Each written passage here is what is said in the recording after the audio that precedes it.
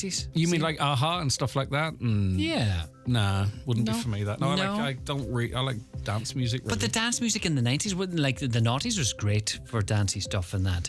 But 90s was weak enough. That we're gonna have to come back to that we'll conversation. come back Might to have that. to do, You pick might me have to do a podcast No, on that one. you have to come up now with I'll not put you. What day's tomorrow? Friday. Pick me up a tune of the 90s that is like the tune of the 90s. I'll try. Okay, Do your leave best. it with me. All right, then. so- All right, that's Lee Gooch away. He said his challenges. He's away now to pick his song of the 80s. He'll do that tomorrow too, I bet you. But let's focus on today and let's get a news update at 11 o'clock. And it's over to you, Michaela Clark. Thanks, Greg. Good morning. Donegal County Council's Housing Committee has been told that the authority must look at acquiring some larger properties to meet the need that exists in the county.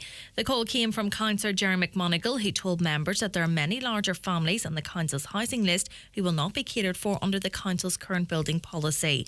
Councillor McMonigal says if the authority's current plans do not include the construction of larger homes, then the council must look at buying them. We have to use every avenue that's open to us, and if there's turnkey projects and we're dealing with developers who are building these turnkey projects, then we need to ensure that there is 4 and possibly 5 bed included in them turnkeys. There is a great need for it. There has been for quite a few years now, and I'm just about dismayed that we're not building more 4 or 5 bed houses, and if we aren't going to build, then I think we need to be purchasing them. A new €25 million investment will see over 850 new nursing posts created in Irish hospitals this year. The plans are being unveiled by the Health Minister today in an effort to alleviate the overcrowding crisis. The Irish Nurses and Midwives Organisation, which is holding its annual conference this week, has repeatedly warned of the danger it poses to both patients and staff. Minister Stephen Donnelly says he wants to build on the record recruitment in the last 3 years, but Labour's health spokesperson Duncan Smith isn't convinced. This government and indeed this minister have a track record of announcing funding for additional staff or additional resources, but never actually meeting their targets. So whilst we would love to see many more nurses hired into our health service and ensuring that we have safe workspaces, there's very little faith that the minister has a plan to actually follow through and deliver this. A West Donegal councillor believes footage of illegal dumpers should be posted on social media as a deterrent. It's after rubbish, including a chair, a strimmer and a children's push trike, were discovered discarded at close to Muckish Grotto. Councillor Michael McClafferty previously called for CCTV cameras to be installed at fly-tipping hotspots. He says those responsible need to be called out. I do feel like we've asked for before, we're going to have to go down the road with cameras and just catch these culprits, because catching them and finding them and indeed possibly as well, Michaela, going further than that, putting the recordings up on social media might not be a bad idea to act as a deterrent to stop the rubbish dumping. Weather now, some sunny spells with dry conditions today. However, it will become cloudier with outbreaks of rain later and highest temperatures of 11 to 14 degrees. That's all from Highland Radio News for now. We'll be back with news again at 10 o'clock. Until then, good morning.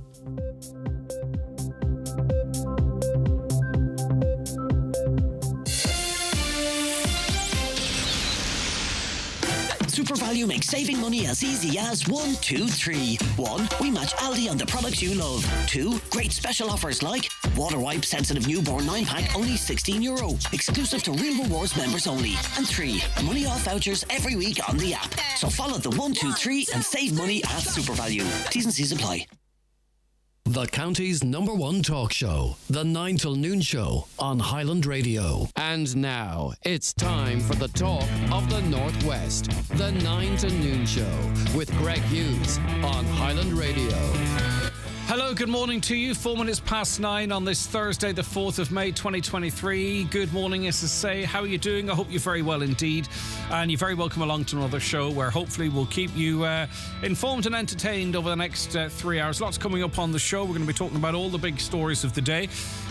We have Mark Cohen coming on to discuss the expected interest rate hike today. The European Central Bank expected to put on 0.25 or 0.5% interest rate hike. So if you have any questions about your mortgage, or maybe you're a first-time buyer, or trying to become a first-time buyer, or maybe you're on a variable, or maybe you are on a tracker and you want any advice in that regard, get in touch with us and I'll give you the numbers for that and for whatever else you want to speak to us about. We're also going to be talking about the fall in the price of milk and butter and what impact that might have on consumers, but also, of course, on producers. 086 60 25,000, that's the WhatsApp and text number, 086 60 25,000, or give us a call on 074 91 25,000, and your emails come into us at comments@highlandradio.com.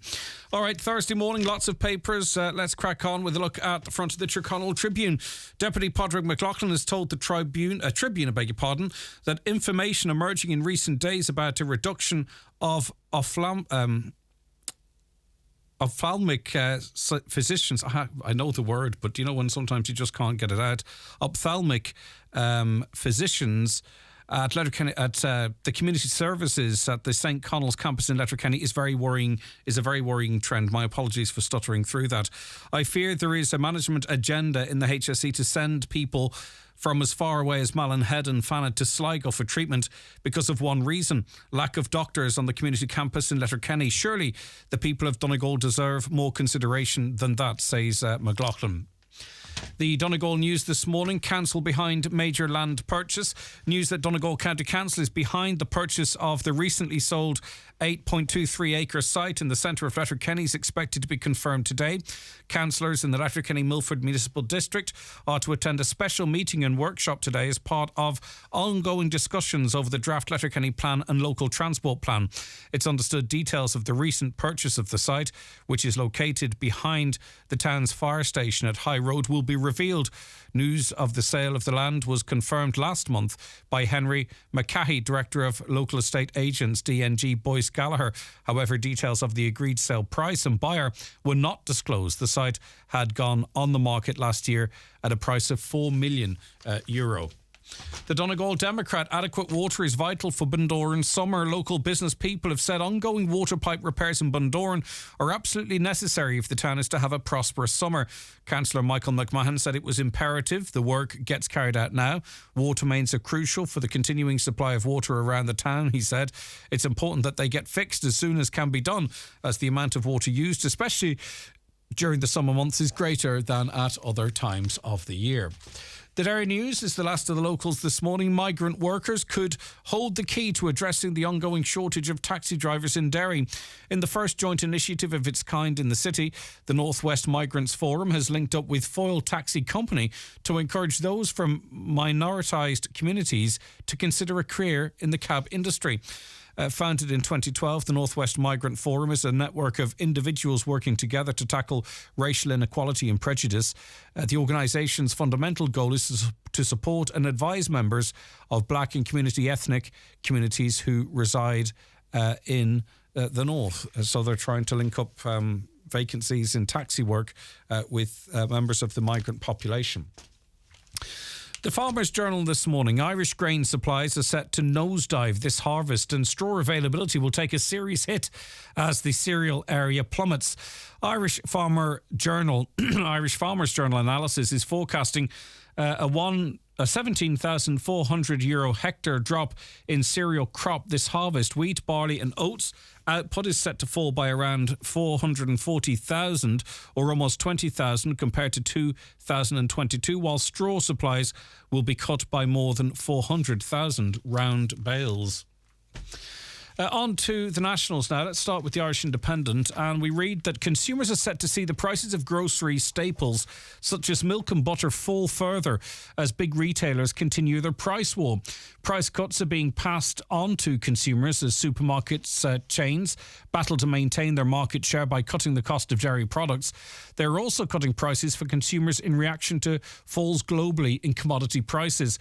But the price war that has broken out on milk and butter comes at a time when grocery price inflation has been at record levels. Now, price war, I mean, we are seeing a slight reduction in the price of milk and butter, but it's still far and away ahead of what it was 2 years ago.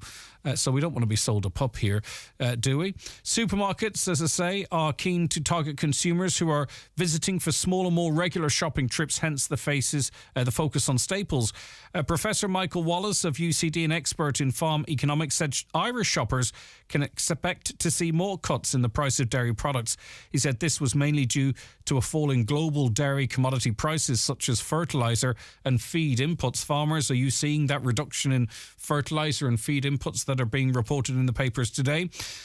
Reading on here, there was also an undersupply of commodities last year, but now we're seeing the opposite and demand weakened last year. We are seeing some excess in commodity supply in world's markets, putting downward pressure on prices. But as I say, the price of stuff still 16% up year on year. So any fall is to be welcome, but let's not forget where we're at either. On to the Irish Times now, and the chief executive of Web Summit, Paddy Cosgrave, who lives in South Donegal, he's written to Dáil authorities saying his reputation has been adversely affected by remarks made in the Dáil by Taoiseach Micheál Martin. It comes after Mr Martin described investigative website The Ditch as a political organisation that wants to attack and undermine confidence in the government, and he said he did not see the website as an independent media platform. His remarks came amid opposition questions related to a controversy surrounding Fianna Fáil Junior Minister Niall Collins. Mr Collins has been the subject of a series of stories by The Ditch, raising questions about his wife's purchase of a property from Limerick County Council in 2008. There's no need for the background to that story. But in the Dáil remarks last week, Mr Martin said The Ditch was partly funded by Mr Cosgrave, while another individual, Che Bowes, was a founding member of the website. He said both were political opponents of the government, and Mr Martin said he would love to know who's funding The Ditch in its entirety. Well, Web Summit is, that information was released subsequently during an interview at the weekend. But anyway, Paddy Cosgrave written to the Dáil saying that his reputation has been damaged through Micheál Martin's remarks, which were made using Dáil privilege. On to the Irish Daily Mail now, and it may not surprise you to learn that 9 out of 10 nurses and midwives say their work has left them burnt out, and even more fears it has harmed their psychological well-being, a shocking survey has revealed, and things under severe pressure in the hospitals. Last evening, contacted by a mother who was in the hospital with her daughter in there since 5:30 in the afternoon. By 10 or 11 o'clock, they still hadn't been seen. And at that point, someone came out to the emergency department and said, look, if you don't need to be seen, go home. So it's an ongoing crisis, even though we don't talk about it all of the time. But I'd be contacted regularly in the evenings by people who note how tough it is. And the reason I mentioned that case is the one thing the person did say as well is that they felt very sorry for the staff having to work in that environment. And that, again, here is reflected in this survey. Hospital overcrowding, long hours and staff shortages are leaving healthcare staff feeling exhausted, with 3/4 of those surveyed saying they had considered leaving their job in the last month. The concerning figures released by the Irish Nurses and Midwives Organisation started its annual conference yesterday and sparked a Dáil row, with Sinn Féin leader Mary Lou McDonald telling Taoiseach Leo Varadkar that the health system is on its knees. On to the Irish Star this morning, and Gardaí are now probing the theory that a mother of 2 whose body was found in her home died a violent death. The Star has established that the post-mortem on Angela Canavan was inconclusive, which means the cause of the woman's death cannot be given definitively. But sources have told the paper investigating the death in Sligo town on Monday evening that they now suspect she died from foul play. The post-mortem was inconclusive, but there is something not quite right about this case, a source said. On to the Sun this morning, and a double drone attack at the Kremlin yesterday sparked fears of a massive upsurge in violence in Putin's Ukraine invasion. Russia accused Ukraine of trying to assassinate President Vladimir Putin and vowed retaliatory measures, but Ukraine claimed Moscow had staged the false flag attack itself to justify more slaughter. President Volodymyr Zelensky insisted, "We didn't attack Putin or Moscow. We fight on our own territory." And it would be a peculiar attack in that there were people climbing up the roof before the drone even arrived, which I thought was a little bit strange. And it was a drone of the size, not like the drones with the wings that we've seen landing. It was actually a 4-propeller drone. and it didn't seem it could do any damage at all, really, and it didn't. And Putin wasn't there. But overnight, and it's not in the papers this morning, of course, overnight, Russia unleashed a volley of missiles right across cities in the Ukraine. And finally, in the Irish Daily Mirror this morning, more than 4,500 official reports of child sex abuse were made to Tusla last year. A charity has described the new figures as really worrying. A select group of people can make mandated reports of abuse to the Child and Family Agency, including doctors, nurses, Gardaí, teachers and youth workers. What's happening in this country where we have, and it's not just this year, it happens every year, 4,500 reports of child sex abuse made to Tusla last year. It really is absolutely shocking. That's an awful lot of young, innocent children affected. That's an awful lot of perpetrators. I don't know how. I just don't know what we're going to do about it, but we have to do something about it instead of constantly fearing about what's going to happen to our children. And I get that too, and it's an important conversation. But my word, we really need to focus on the here and now and what's been happening historically. 4,500 official reports of child sex abuse made to Tusla last year. This at the same time as a former GP, completely unconnected, a former GP has received a fully suspended sentence of 1 year's imprisonment for the possession and distribution of sexually explicit images of children. Dublin Circuit Criminal Court heard Ronan Keegan, 51, was involved in thrill-seeking behaviour and was meeting many women for sex and had sent out and received naked photos to and from many women of all ages. But he was eventually caught with those images in his possession, but escapes jail. OK, that was a run through some of the stories making the headlines today. We'll be back with our first guest on the programme very, very shortly. The newspapers are courtesy of Kelly Centra Mountaintop Letterkenny, the 2022 C-Store National Off-Licence of the Year. Blow to Feed and Straw Supplies. For more in your Farmer's Journal, here's Paul Mooney. 400,000 straw bales and 500,000 tonnes of grain lost as government policy fails. Massive variation in feed prices. Find out if you're paying too much. Fears for farm incomes as supermarkets slash butter and milk prices. How the Fair Deal scheme can affect farm transfers. Plus, why people building one-off homes in rural Ireland are set to save thousands. All in this week's Irish Farmer's Journal, your media brand of the year. Connolly's Volkswagen Letterkenny, your only official Volkswagen passenger and commercial vehicle dealer for County Donegal. Pop in to visit our showroom on Canal Road, Letterkenny. Speak to a member of our friendly team and drive away in your dream Volkswagen. Book a test drive on 074 91 22 333 or check out our full new and used range at connellys.ie. Highland Radio time checks with Expressway. Travel Route 32 from Letterkenny to Dublin when you book online and travel for less. Expressway, bringing you the time at... The time's 17 minutes past 9. Right, OK. I hope I can speak to Mark Keown, founder of moneysherpa.ie. Are you there, Mark? Hi, I'm here, Greg. Wow, OK, thankfully. Good to have you on the show again. How are you keeping? Yeah, I'm very good, thanks. That's good. OK. Right, we're expecting, aren't we, a further interest rate increase today. No surprise, obviously, today or yesterday, because we knew it was coming, but has it been on the cards? It has been on the cards. There's been a little bit of debate about whether this was going to happen because of the banking crisis that we spoke about around a month ago.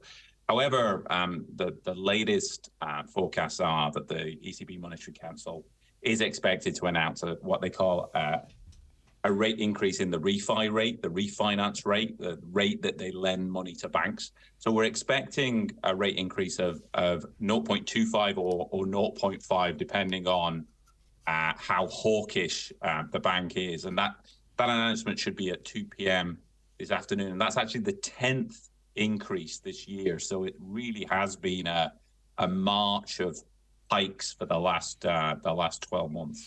Okay, well, let's break it down as to how this might affect people. So what about your typical mortgage, as much as we can call it typical, for someone on variable rates at the moment? Yeah, so this change will mostly affect the tracker customers because they're directly linked to the ECB rate, so they'll be the first to see the impact.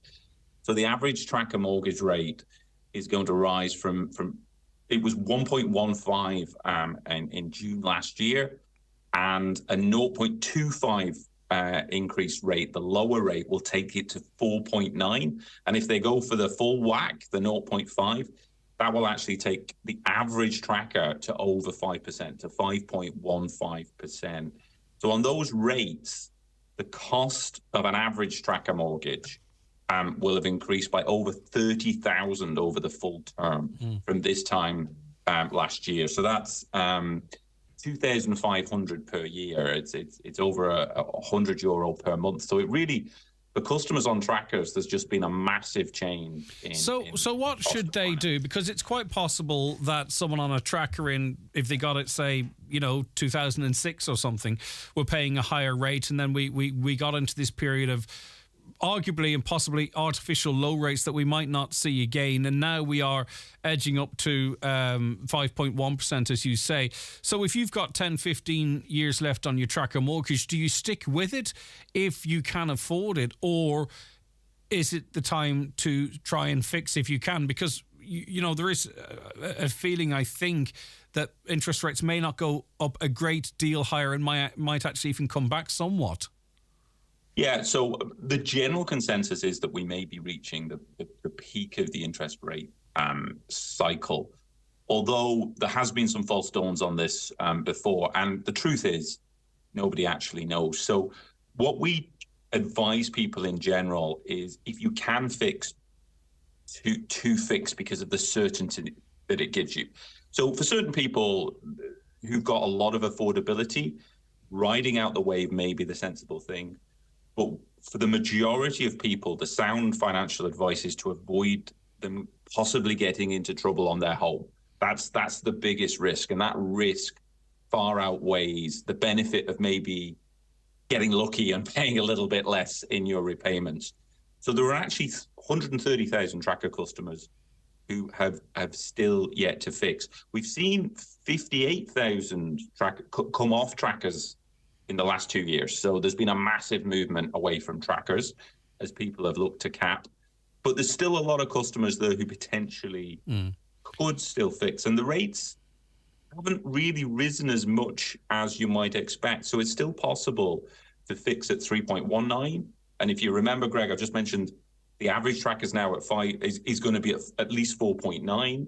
So that would save you around 14,000. So it'd save you about half of the increase that we've seen from the ECB. Is there any scenario whereby your bank, if you're on a tracker, will not allow you to fix your mortgage? Because I seem to recall last time we talked about this, someone saying that they weren't allowed to fix it. Yeah, so if you're with a retail bank, if you're with one of the high street lenders, one of the pillar banks, then that's not the case. You can either fix with your current bank, and they will offer you rates, or you can switch to an alternative bank. And I would encourage people to talk to a broker about the rates that are out there, because it won't surprise you, Greg, but the most expensive lenders are the main banks. So generally, if you talk to a broker, they can probably, rather than fixing with the bank you're with, the best way to get a deal is to talk to a broker and get on another rate. However, unfortunately, there are around 60,000 customers with the vulture funds who are what we call mortgage prisoners, who there is no fixed rate if you're with a vulture fund. And now you can switch away in theory to a retail bank if you're with a vulture fund. However, there are 60,000 customers who won't be accepted by the high street banks. The non-performing loans, are they? Yeah, well, some of them are non-performing, but and this is a misconception that's out there, but a lot of them are performing. People who've paid their rates, but unfortunately, they don't quite make the affordability criteria for the new. So they've always paid their bills, but they can't switch away because, let's say, the circumstances have changed. Or, and I think this is really important to remember, when the banks were handing out silly money back in 2006, 2005, they might have got a 100% mortgage over a 40-year term. This is the crazy stuff that was going on back then. And now the banks are saying, oh, no, we're all proper and serious and we can't accept you, even though they put them on them terms in originally. What kind of rates are people with vulture funds paying currently? It does range, but some of them are quite horrendous. So I mentioned the tracker customers earlier on, and they're most people who've seen the increase in rates. With the retail banks, the high street lenders, variable rates have only just started to rise. So AIB put 0.35% through in February. I do expect Bank of Ireland and Permanent TSB to follow with these rates. So we'll also see variable rates rise. But the Vulture Fund have been putting these rates through on trackers and variables from the start. And that means that some of the variables now are on 8 and 9%. So really penal rates. Yeah, and of course, when we talk about switching and all that type of stuff too, there's a lot of people listening in this region who have houses that are affected by defective concrete as well, and they are trapped, and some of them are trapped with the Vulture funds as well at those excessive high rates. So it's a double, triple and quadruple whammy for some of those. Right, so you mentioned there about the variable rates at the moment with the pillar banks, the people just on variable rates. The banks have, I wouldn't say absorbed it, but they haven't really been increasing as such. You've mentioned some increases. The sense is that now, is it not, with this latest increase, that even if your mortgage hasn't increased on a variable rate recently, it's probable, if not likely, that it will after this next round of rate increases? Yeah, so it won't surprise you to know, Greg, that the banks haven't been capping the variable rates, not passing through the increases out of the goodness of their hearts. What they've been doing is they've been keeping the deposit rates really low. And they've been there are billions at the moment in deposit accounts. They've been popping those in offshore banks themselves, and they've been getting 3% on that. So they've been making an absolute pile. You can see this in the accounts of the banks that have recently been released.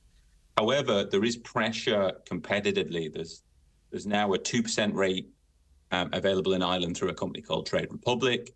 There's talk of Revolut offering that rate. They're not in the market yet, but I would be counting the days to potentially them doing that.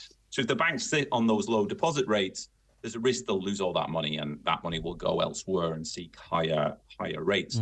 So they'll probably have to move those rates. When they do move those rates, they'll also have to move the variable rates. And that's why analysts and myself do think that those variable rates are about to move. And AIB, as I say, already moved them in February. So we're already in that cycle. Right, okay. What about first-time buyers? Not that there's a huge deal of activity in that regard, but someone applying for a mortgage for the first time. And I suppose that's where, whether you can do it now or in a couple of months, it might there might be some difference in what you can get the rate at, the fixed rate, perhaps. Yeah. So I mentioned that 3.19% rate that's available. I'm expecting that to be withdrawn from the market any day now. It's been there for about 9 months, and it's extremely attractive.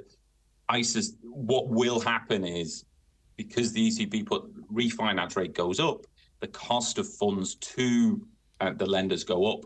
And therefore, when they issue fixed rates, they will increase those fixed rates. So we would expect those fixed rates that are available to increase, and that will make things tougher again on hard-pressed first-time buyers. You're right, Greg. Yeah, and I mean, obviously, the argument for inflation rises. The argument for interest rate rises is to suppress, isn't it, inflation? But we are looking now at the next budget where the government is looking at helping people out with their mortgages to help them with the increased cost of interest rates. It kind of seems a bit odd to me. In other words, it's state money then really that's just being flooded into the banks again. Maybe it's not that simple, but if interest rates is to drive down inflation, yet the government is assisting people with the cost of inflation, it seems all counterintuitive to me. I'm not saying it's the wrong thing to do, but it doesn't make sense. Yeah, there is an element of the right arm not knowing what the left arm is doing here. I do think the interest rate increases really are pretty much the only policy lever that the central bank that's tasked with bringing inflation back down to 2% has. And around the world, this is what this is the medicine that central banks administer to governments to bring inflation back under check. So they will definitely keep doing this. I mean, and they've stated... But do you know what's crazy about that, Mark? And I know this is not about mortgages, but inflation is being driven by artificially high energy prices, right? Because the companies aren't passing on the savings, and also food. And food is essential to live. Food inflation is the cost of food is what's another key element to the inflation. So what do they want us not to eat? You know, but they're giving us less money not to eat with. Anyway, a caller says, "Hi Greg, I'm on a tracker mortgage. It's up €300 extra a month from last year." I mean, that's huge, Mark. €3,600 extra. How many of us could just absorb that? What do they do? I mean, what do they do at this point? The really important thing to say here is the numbers that I've just talked about are averages. So within those averages, there are a lot of different stories. There are customers who've seen very little increase because they don't have many years left. They don't have much amount on their mortgage. But there are, on the flip side of that, customers who've really seen massive increases. Now, if you can switch, if you're not one of those mortgage prisoners, as I'd said before, Greg, I'd definitely get in touch with a broker. There are still very good fixed rates. I know people have been concerned because, and I think this has been one of the problems, frankly, because of the tracker mortgage scandal back in 2008, it was drummed into people back then, and it was good advice back then. Don't give up your tracker. And you know, people are fearful because so many people lost out when they did give up their trackers. So get proper advice, talk to a broker, but I really wouldn't sit on your hands. If you are, you know, not one of the 60,000 mortgage prisoners, and most people aren't, 100,000 of the 130,000 tracker customers can still switch. Get on the phone and do it soon, because those low fixed rates, literally, I'm waiting for the lenders to tell us that they're withdrawing those from the market any day now. So the time really, the window. The good news is the window hasn't closed. The bad news is the window is about to close. Caller says, when Bank of Scotland left Ireland, loans were transferred to Pepper. Pepper cannot offer any fixed rates. They're just servicing the loan. That's a person that's trapped, is it? Yeah, that is a great example, and this is a misconception about the vulture funds. The vulture funds basically took a load of loan sales, a load of different business. So the people who were on Danske Bank and in Bank of Scotland Ireland, they were all transferred over to vulture funds that are administered by Pepper. They can't fix. Now, those customers typically, by the way, are the ones that aren't prisoners, that they actually have got the affordability and that they can switch. But not everybody knows that. What we're finding is a lot of people think, I'm with the vulture fund, there's nothing I can do. Again, talk to a broker, somebody who's reputable and has all the lenders, and you may be able to switch away and get on a decent rate. All right, last one here. With Ulster Bank and my mortgage hasn't been transferred yet, I'm stuck in limbo at the moment because I can't switch to a non-tracker rate. What can I do? Yeah, there is a small sliver of Ulster Bank customers who had a product which was called a split, which was quite an innovative product. And the problem that they face is that no bank has the equivalent product. So they've been completely stuck in limbo. As far as I know, I'm not aware of any options for that customer group at the moment. Is that where you pay half the mortgage interest only? Is that what? Yeah, sorry. It's actually where it was a merger of the current account and the mortgage. So it actually meant the balance you had in your current account offset your mortgage amount, and it was a great product. But unfortunately, now those customers are trapped. One thing that I would say is we do have a campaign around mortgage prisoners. So people who do find themselves trapped, we have got an email address, and we are trying to raise the profile and also give people support. So if somebody does find themselves in that situation, they can email us on mortgageprisoner@moneysherpa.ie, and we will get back to them, and we'll either try and raise the profile in the media, because a lot of people, there's a stigma here. A lot of people don't want to talk about it, and they should, and that will help us kind of get action with the government. Yeah. And the other thing is, as I say, some people think they're trapped and they're not. So we are finding sometimes we talk to people and we're able to find solutions. All right, Mark, listen, thanks for your time as always. It's greatly appreciated, and hopefully that gives people some clarity. Take care. Thanks, Greg. All right, that's Mark Cohen there, founder of moneysherpa.ie. So hopefully, as I say, mortgages and mortgage decisions are things we can have a tendency to hide away from or shy away from. So hopefully in that piece there, you have a full understanding of what's happening with mortgage interest rate hikes, the ECB hikes, and what impact it may well have on you. Watch the show live now on YouTube, Facebook, and at highlandradio.com. The fishermen working the seas off Ireland bring us a real bounty every day. Like Irish crab meat, low in fat and brim full of protein, omega-3 and essential vitamins and minerals. For lunch or dinner, Irish crab meat is a delicious shellfish you can buy cooked and ready to go in your supermarket or fishmongers. For great recipes online, like crab pasta with cherry tomatoes and basil, visit boardbia.ie/crab and make everyday meals amazing. It's the Right Price Tiles and Wood Flooring biggest ever sale. Up to 50% off everything in store. All tiles, all wood flooring, all outdoor slabs, cladding and bathware. Everything slashed in price. This sale is not to be missed. Right Price Tiles and Wood Flooring biggest ever half-price sale extended until Sunday. Attention all pet lovers and owners. Gary's Pet World Letterkenny is open 7 days per week, offering the very best value on all pet foods, accessories, grooming and care products. Call in and let our staff help you spoil your pet today. You will be amazed by the range of product for all pets, with exceptional value on all leading brands. Alternatively, you can browse and buy online at petworld.ie and we will deliver to your home. Now, delighted to welcome back onto the programme Donncha O'Bachoin. Good morning, Donncha. Thank you so much for joining us. Good morning, Greg. Right, we're speaking to you this time in the context of this footage, amazing footage from multiple angles, it has to be said, of a drone attack in Moscow, which the Russians has claimed was an assassination attempt on Vladimir Putin. Zelensky out saying that we don't attack Russia, we don't attack Putin, we don't attack Moscow, we fight in our own territory. And of course, as you can imagine, Donncha, and I suppose we're all part of it, everyone has their views, particularly on social media. What's your analysis of what happened? Well, there's a number of angles you can look at this from. One of them is, can you hear me? Loud and clear, yes. Oh, yeah, sorry. So there's a number of angles that you can look at this from. I mean, one is that we have footage of the attack, and that in itself is of interest because it means the Kremlin wants us to see this. There was an actual assassination that took place outside the Kremlin walls 8 years ago of Putin's main opponent, a man called Boris Nemtsov.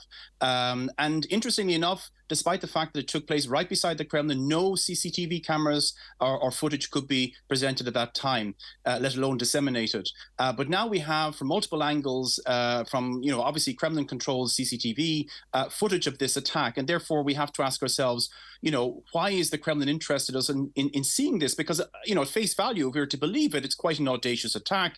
It would be a humiliation for Moscow in many respects, because the Kremlin should be one of the most guarded, and indeed is one of the most guarded power centers in the world. You would think that the air defense systems would be such that no drone would be able to get through. Drones are relatively slow and vulnerable. Ukraine succeeds in taking down most of them before they land on their targets. So how it would manage to more or less strike the Kremlin is remarkable. And when you think of how in the past the Kremlin has responded to actual successful Ukrainian attacks, such as the sinking of the flagship Moskva in the Black Sea, you might remember that last year in April, the Kremlin went to extraordinary lengths not to be humiliated, and they came up with the ever more exotic excuses. They said there was a fire because of somebody smoking on the ship, that it wasn't a missile attack, that the ship sank because of a storm, when it seemed to all and sundry that this was a successful Ukrainian strike. So why this, you might say, more modest attack, at least in military terms, not in terms of symbolism, of course, why they're publicizing this is very interesting in itself. I mean, if it was an assassination attempt, as the Kremlin is claiming, it was a remarkably modest effort because, Putin firstly is rarely in the Kremlin, so they weren't even going to get him at home. He usually stays in his residence west of Moscow. And in fact, wouldn't it make much more sense to attack him when he's known to be in the open at 10 a.m. on the 9th of May, when he has to be in Red Square for the 9th of May Victory Day celebrations? So why would you, not wait until then if you were planning an attack on the Kremlin? So there's lots of questions out there. But another question then, let's just say this was a false flag. What would Putin and his administration need such a false flag event for? I mean, they can, obviously, and they do, bomb Ukraine at will, or, whenever they want to. What is this to try and whip up Russian support, if indeed it was in fact a false flag, and everyone has different views?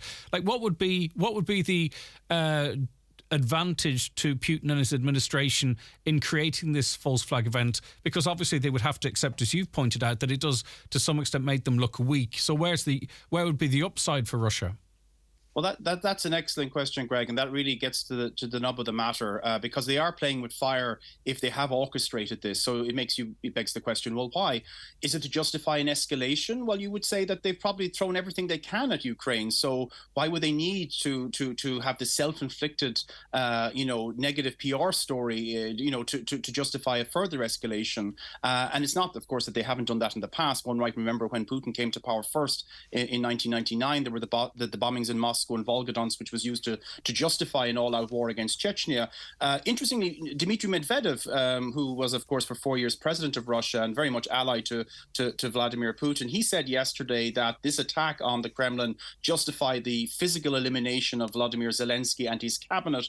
But again, you're left thinking, haven't they been trying that from day one? I mean, they started with an attack on Kiev back in February of last year. So the second point that you raised may be about mobilizing, enthusing the Russian population that they face this existential threat, maybe somewhere closer to the truth. Of course, the mobilization last September was very lackluster. It prompted hundreds of thousands of Russians to flee Russia.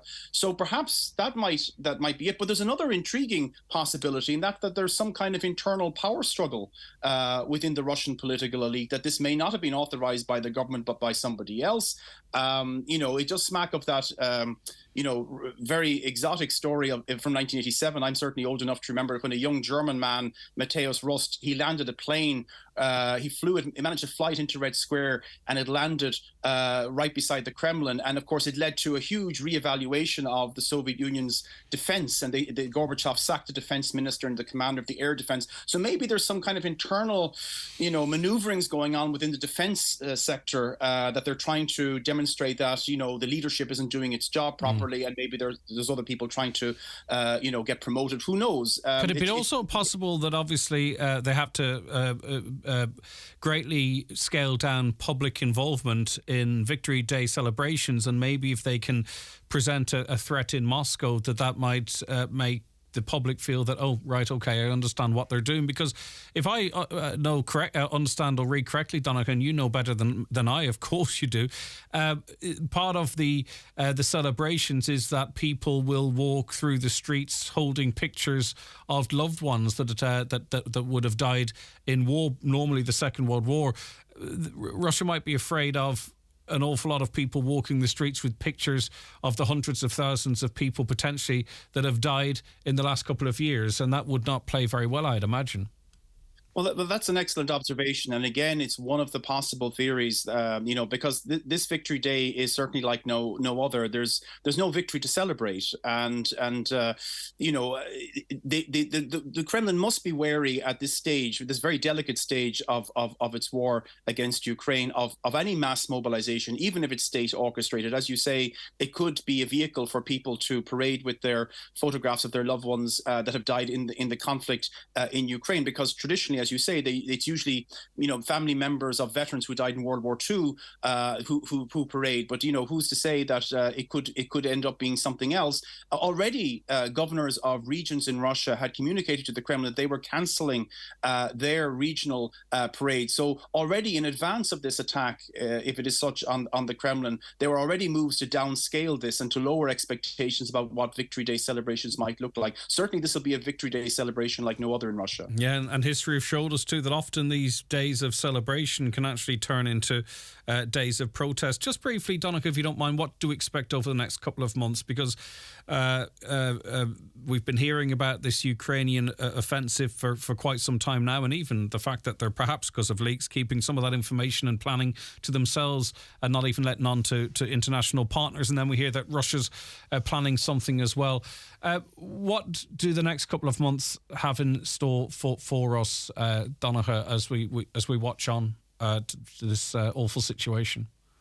Well, what we know is that Ukraine has taken a beating over the last couple of months in terms of this kind of terrorist attack on the civilian infrastructure. I mean, we often forget when we look at spectaculars like the attack on the Kremlin that, just yesterday, 21 people were killed in a massive Russian attack on the city of Kherson, which was recaptured by the Ukrainians in November. A few days ago, 19 people were killed when an apartment block was killed in the central Ukrainian town of Uman. So this goes on every day. And indeed, this morning, we've had attacks in Kiev and in other Ukrainian cities in Zaporizhia and Odessa. So that's kind of the drone attacks, that's the air attack, but we then have the war of attrition in Donbass, where the front line is, and the Russians have thrown everything at capturing Bakhmut, which is a city about the size of Galway, and it's completely depopulated. But they haven't captured it after several months of trying. Estimated Russian losses are 20,000. It's been a remarkable lack of success, and during this time, Ukraine has been promised and has now received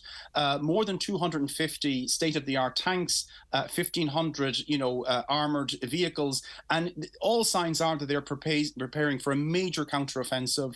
The question is where, of course, it will target, because as you might remember in previous counteroffensives, they were quite good at keeping it secret up until the last moment, and indeed giving the impression they were going to attack somewhere else. So they've made a point of not showing their hand, and even to their allies, and therefore the first people who probably will know about this counteroffensive are the Russians themselves when they feel the artillery. Donncha, thank you so much for your time as always. I greatly appreciate it.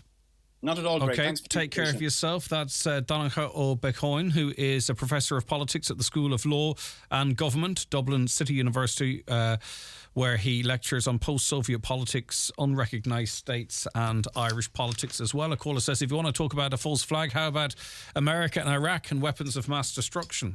Yeah, indeed, that was the biggest false flag of them all. But that's some time ago now. We're talking about what's happening today, but I take your point. Okay, let's take a break. Shop LK at Brian McCormick Sports and Leisure, Main Street, Letterkenny. New, fresh colours in women's sportswear from Nike and Under Armour. Get that new look with some bright colours. Quarter zips with t-shirts and fitness bottoms. Match it up with some new arrivals in our footwear for women. Brooks, Hoka and On Running gives you a unique comfort sensation. View our new arrivals. Click on bmcsports.ie for your free delivery. If you're organising an event, you might be surprised by everything that BizPrint offer. From photo props, backdrops and banners to tablecloths, pens, keyrings and mugs. Everything to make sure your event is a success. Call BizPrint on 91779555 or see bizprint.ie. At Cooney's Home Interiors, we pride ourselves on offering you the very best in choice, quality and value on all home furnishings. Treat your home with a visit to Cooney's today and choose from our large range of suites, tables, beds, not to mention our large selection of home accessories. Our motto is, if you see it, you can buy it, and we will deliver it to your door. Cooney's Home Interiors, Letterkenny Retail Park. Style and perfection at incredible value. An email here. Hi, Greg. I'm sitting in the emergency department in Letterkenny Hospital. Myself, my sister and my mum, who has stage 4 cancer, and she was at her GP yesterday morning, and she referred her straight away to go to the hospital as she has fluid in her right lung and she's breathless and in a lot of pain. And we went into the hospital at 1 p.m. yesterday. It's now 9:30 in the morning and she still hasn't got a bed. It's an absolute disgrace that a cancer patient has to sit this long to be admitted. This hospital's a complete mess. The many people that we're waiting to see, young and old, it is just heartbreaking in this day and age. Can nothing be done? They're spending money on this and that. But what else would you expect from this joke of a state? We're sitting here with our poor mother and there's nothing we can do to help her. Thank you, Greg. Would you please highlight this with something seriously needs to be done? Kind regards. Another scandalous, the number of hospital trolleys yesterday. It's now treated as normal. Same with the housing crisis and homelessness. All our young sons and daughters emigrating, which is heartbreaking to parents. And more contacts about people being told in the ED last evening who'd been sitting there for much of the day that if they can go, to go. But the one thing we hear time and time again is that people are sympathetic to the staff, that they are trying their best in very difficult circumstances. Neil Donoghue is Industrial Relations Officer with the INMO covering the Northwest, and he joins us now. Not surprising then to hear from your members that 9 out of 10 of them say they were at least somewhat burnt out because of the workload and the conditions they're working in, Neil. Absolutely, and thanks for having me on. Just to make a point, I mean, that story that you've just shared, Greg, it absolutely is shocking, and our members share a death. I do have to say that in Letterkenny Hospital we have seen improvements in recruitment over the last couple of years, but it's just the attendance levels are massively, massively high. There isn't enough space. We keep hearing from management for all the patients, and equally our view is that there are not enough staff in order to carry out the workload. And that burden is very, very real. You know, there's an emotional burden for the staff there who feel guilty for what their patients go through. They want better standards. They're members of the community also. They may be service users also themselves, and they want to have a better health system. But it's just not functioning to a level that we believe is safe, or that our members believe is safe. And we want to see that change desperately. What needs to be changed then? Because this can't continue. We can't have a situation where almost the entire body of nursing staff feel burnt out. Something eventually has to give. We have consultants speaking out saying it's at the point now whereby, despite their best efforts, they have to almost treat patients like numbers. So what changes to improve this situation? Well, capacity is something that we keep hearing from the HSE is a problem, and that's going to require significant investment and time in order to put in place. But this is a very immediate problem. We can't wait 6 months or 2 years or whatever it will take to have that capacity built. In this moment in time, what we believe is required is to have the right staffing levels there in order to deal with it, no matter how many people are attending. If you have more staff there that are highly skilled, highly capable, then you'll improve the flow of patients and improve the outcomes. And again, there's evidence of that. I mean, there is an evidence-based tool to decide safe staffing in Ireland now. The difficulty is it isn't fully implemented and not fully funded, and we need to see that in Letterkenny Hospital. We know that just based on that evidence-based tool, looking at Letterkenny medical wards, surgical wards, and the ED alone, they need at least an extra 60 nurses for that. Now, that's not taking account of all areas. That's just for the medical, surgical, and emergency department. So you can see it's a massive deficit. I mean, there's members there where, on their goodwill, that service is running. That, you know, when a shift isn't filled for whatever reason, if there's a massive influx of patients, if there's a very high demand, they come in, do extra hours to help out, or they'll stay on maybe to do an extra hour as an addition onto a very long and difficult shift already, in order to help their colleagues out and to help out the patients that they see suffering every day. Yes, but I mean, how are we going to recruit into a health service with this type of an advertisement going out? Well, listen, we have to start by fixing the problem. We can't shy away from that, and it is a genuine problem. Like I said, there's an evidence-based tool that is sitting on a table waiting to be fully implemented, and we believe when that's done, it's not just about recruiting people in, it's about retaining the staff that are already there. We hear every day of people that are leaving because of that burnout. If there was an extra pair of hands to help them with that workload, it might encourage them to stay, and we stop that constant cycle of losing the absolutely brilliant experience that exists amongst nurses and midwives.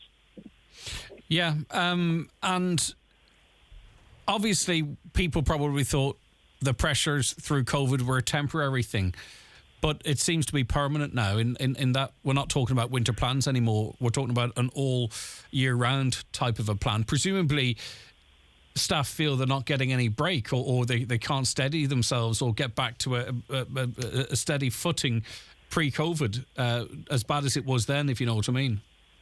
Absolutely. It's become an absolute constant. We used to talk about the winter surge, but people will say now that during the summertime it's almost the exact same. There's really no reprieve at all. They're working at full pace all the time, no rest, no let-up.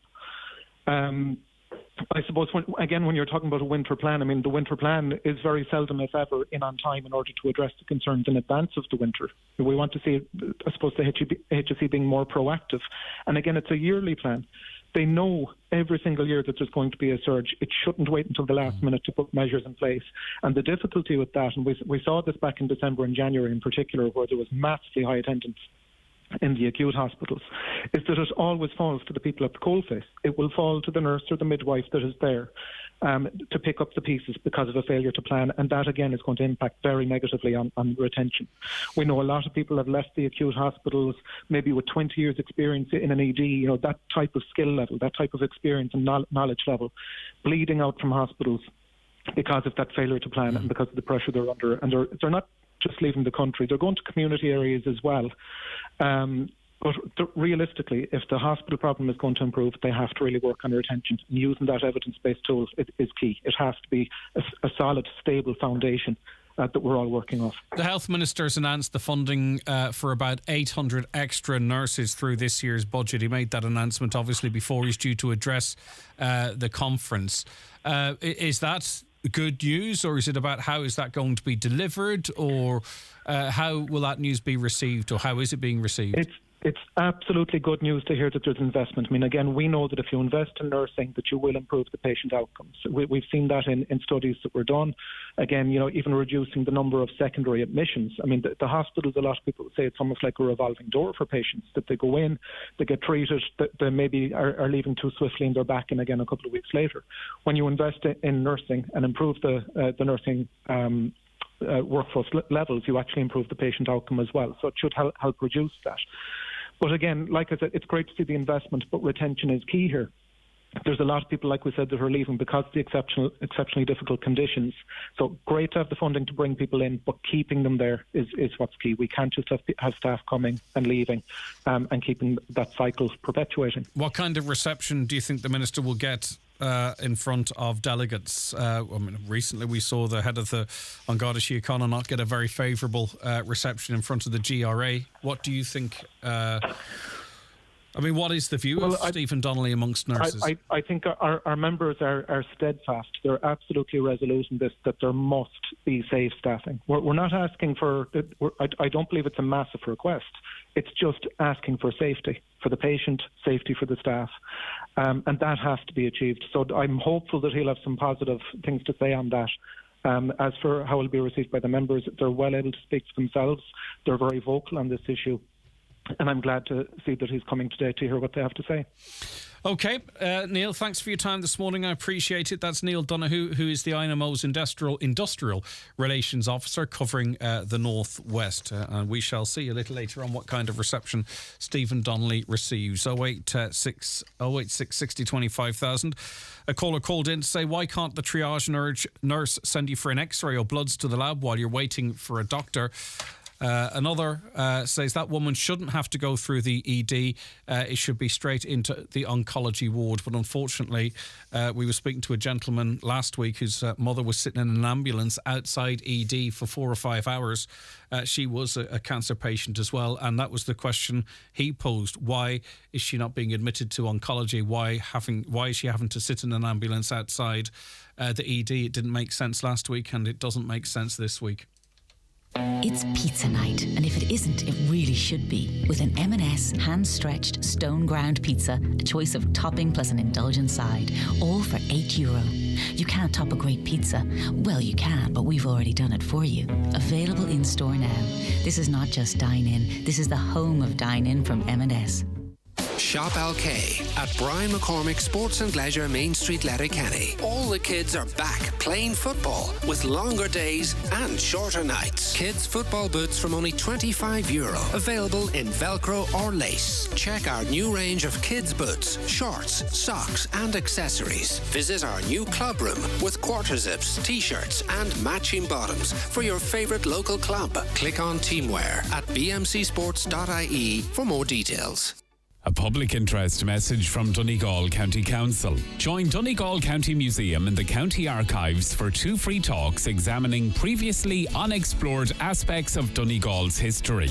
On Saturday, 13th of May at 2 p.m, Judith McCarthy, curator, will give a presentation on casualties and survivors from Donegal during and after the First World War. And on Wednesday, 24th of May at 7:30 p.m, Dr. Niamh Brennan, County Archives, will give a talk on Irish Loyalist refugees and the Irish Grants Committee from 1922 to 1929.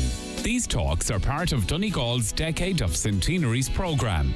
For more information, contact Donegal County Museum at 074 91 24613 or museum@donegalcoco.ie. Donegal County Council, supporting our communities and protecting our heritage. Live, on air, online and on the Highland Radio app. This is Highland Radio News.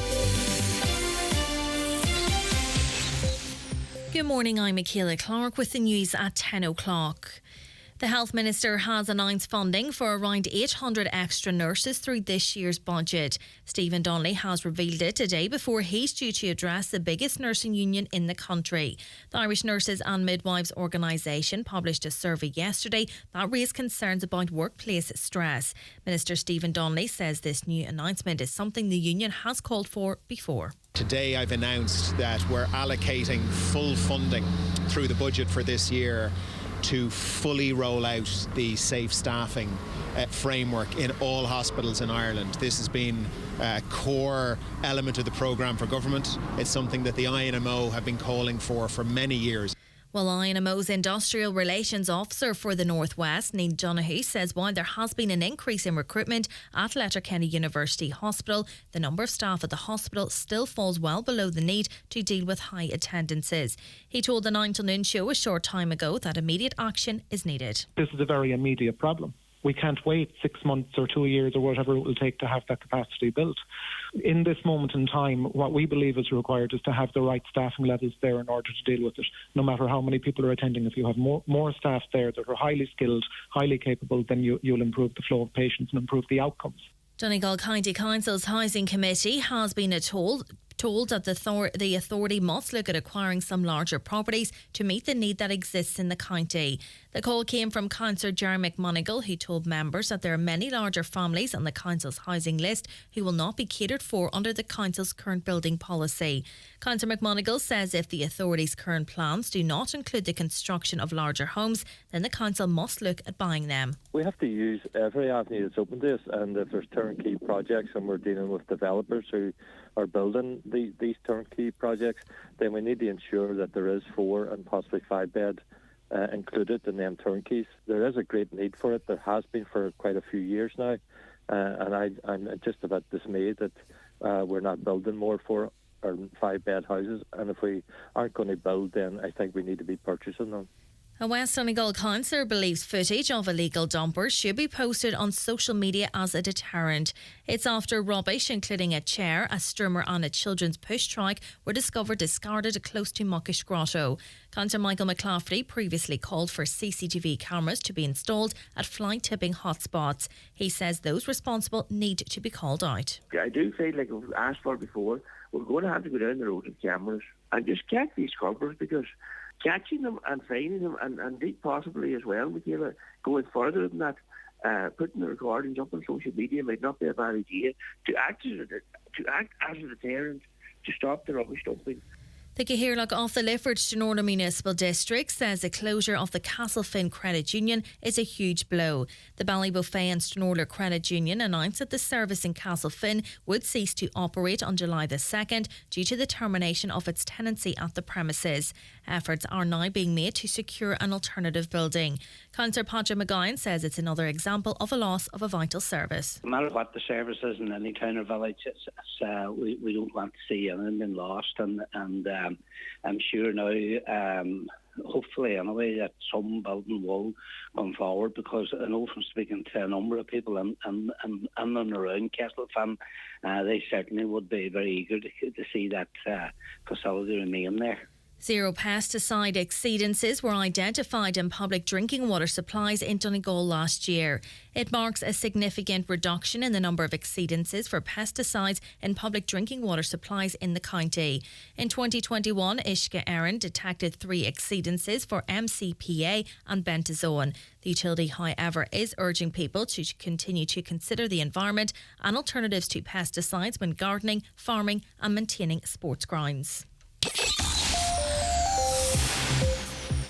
Weather now, some sunny spells with dry conditions today. However, it will become cloudier with outbreaks of rain later and highest temperatures today of 11 to 14 degrees. That's all from Highland Radio News for now. We'll be back with an update again at 11 o'clock. Until then, good morning.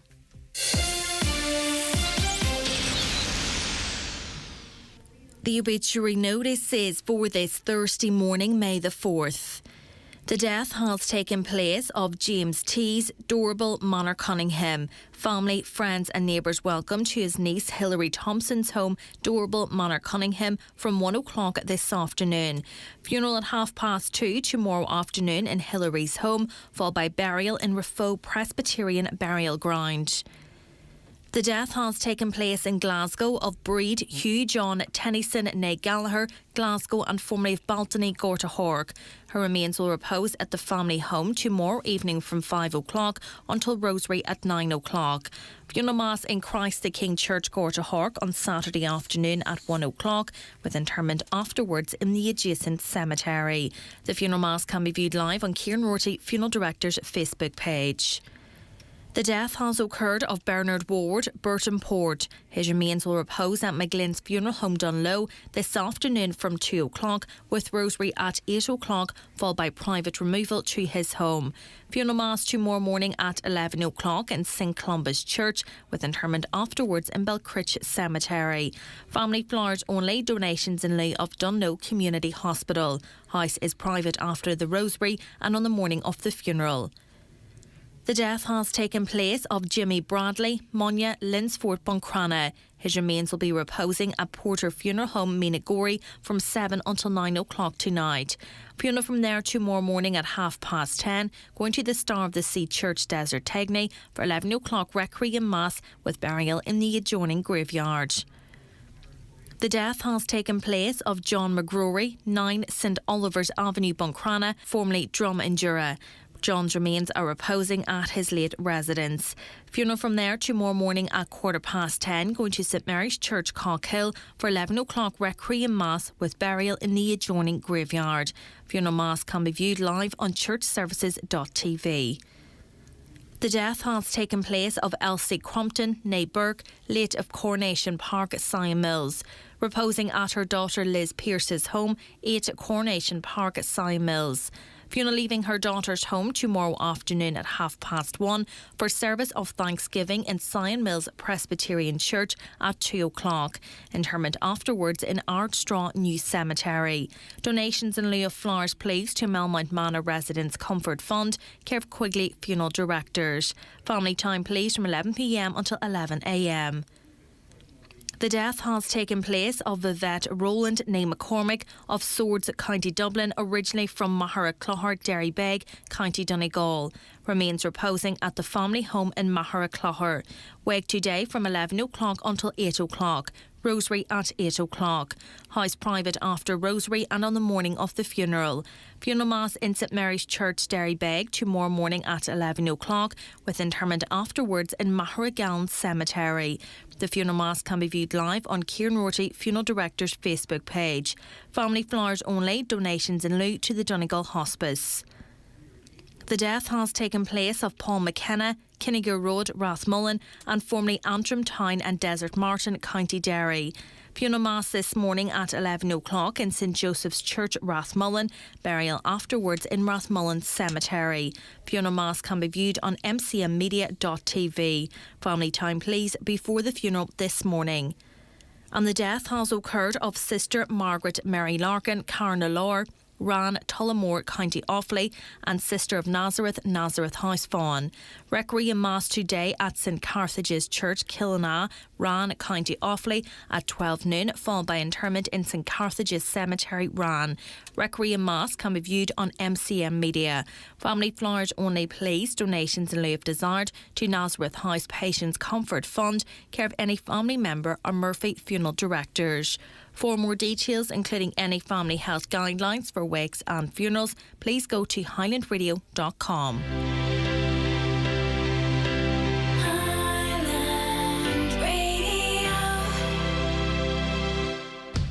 At Irish Life Health, our benefit plan helps you embrace a healthier lifestyle. Get up to €250 back on a mix of benefits, like fitness wearables, dietitians and sports clubs, like your local GAA club. It's health insurance, but not as you know it. Search Irish Life Health.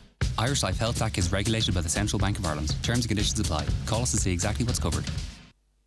Watch the show live now on YouTube, Facebook and at highlandradio.com. Don't forget, later on we're going to be back in the garden with Paul, so if you have any questions about gardening at this time of the year, of course, get in touch with us right now. Potted plants, hedges, trees, bushes, whatever it might be. 086 60 25,000. The phones generally light up when Paul joins us, so if you want to make sure your question is answered, please get it into us as soon as you can. Now, if you don't want to text, you don't have to. 07491 25,000. And just a reminder that if you're listening outside of the Republic, wherever you are, 00353 8660 25,000. Good to have that number in your phone, because you never know when you might want to get in contact with us. Caller says there's just not enough capacity in Letterkenny Hospital. Another hospital and a minor injury unit needs to be set up ASAP in the south and in the north of Donegal to help the situation. In 2013, after flooding in Letterkenny, they talked about setting up minor injury units. That was 10 years ago and not one yet. Why not?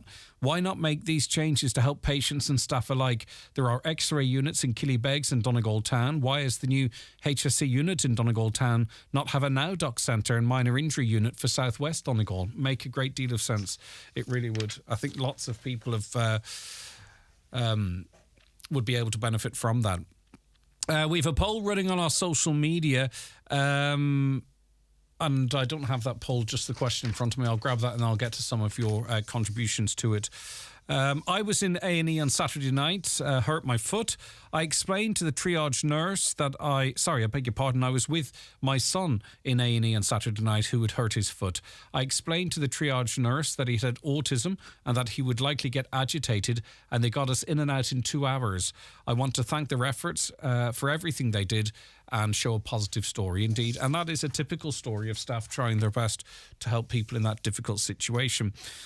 Many of you getting involved in the conversation about Castlefin Credit Union. We've had a number of texts on this. And by the way, if you want to come on and talk about it as well, we'll cover it in the news. But if you want to talk about the closure of Castlefin Credit Union, please get in touch with us. We're more than happy to cover that too. This listener says it's an invaluable asset to the town, widely used. A lot of the clients are elderly and may not be able to drive to Ballybofey. There's a huge spin-off to the local St Vincent de Paul shop, as a lot of the credit union customers go up to the shop after they complete their business in the credit union. A big loss of income for SVP shop. It is as much a social loss as a practical financial service loss for the community. It's a meeting social point for the local community on Saturdays.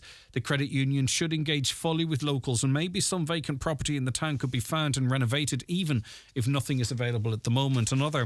The closure is going to be such a big loss to the people of Castlefin and the surrounding areas who avail of the sub-office on a Saturday. It's used by young and old alike, and some who might have difficulty getting to Ballybofey all the time. Also, the credit union in Ballybofey closes at 3. Hopefully, they'll be able to source new premises in Castlefin. It's a terrible blow for Castlefin, and I know Greg will hear how it will seriously impact the community, particularly the older members of the community.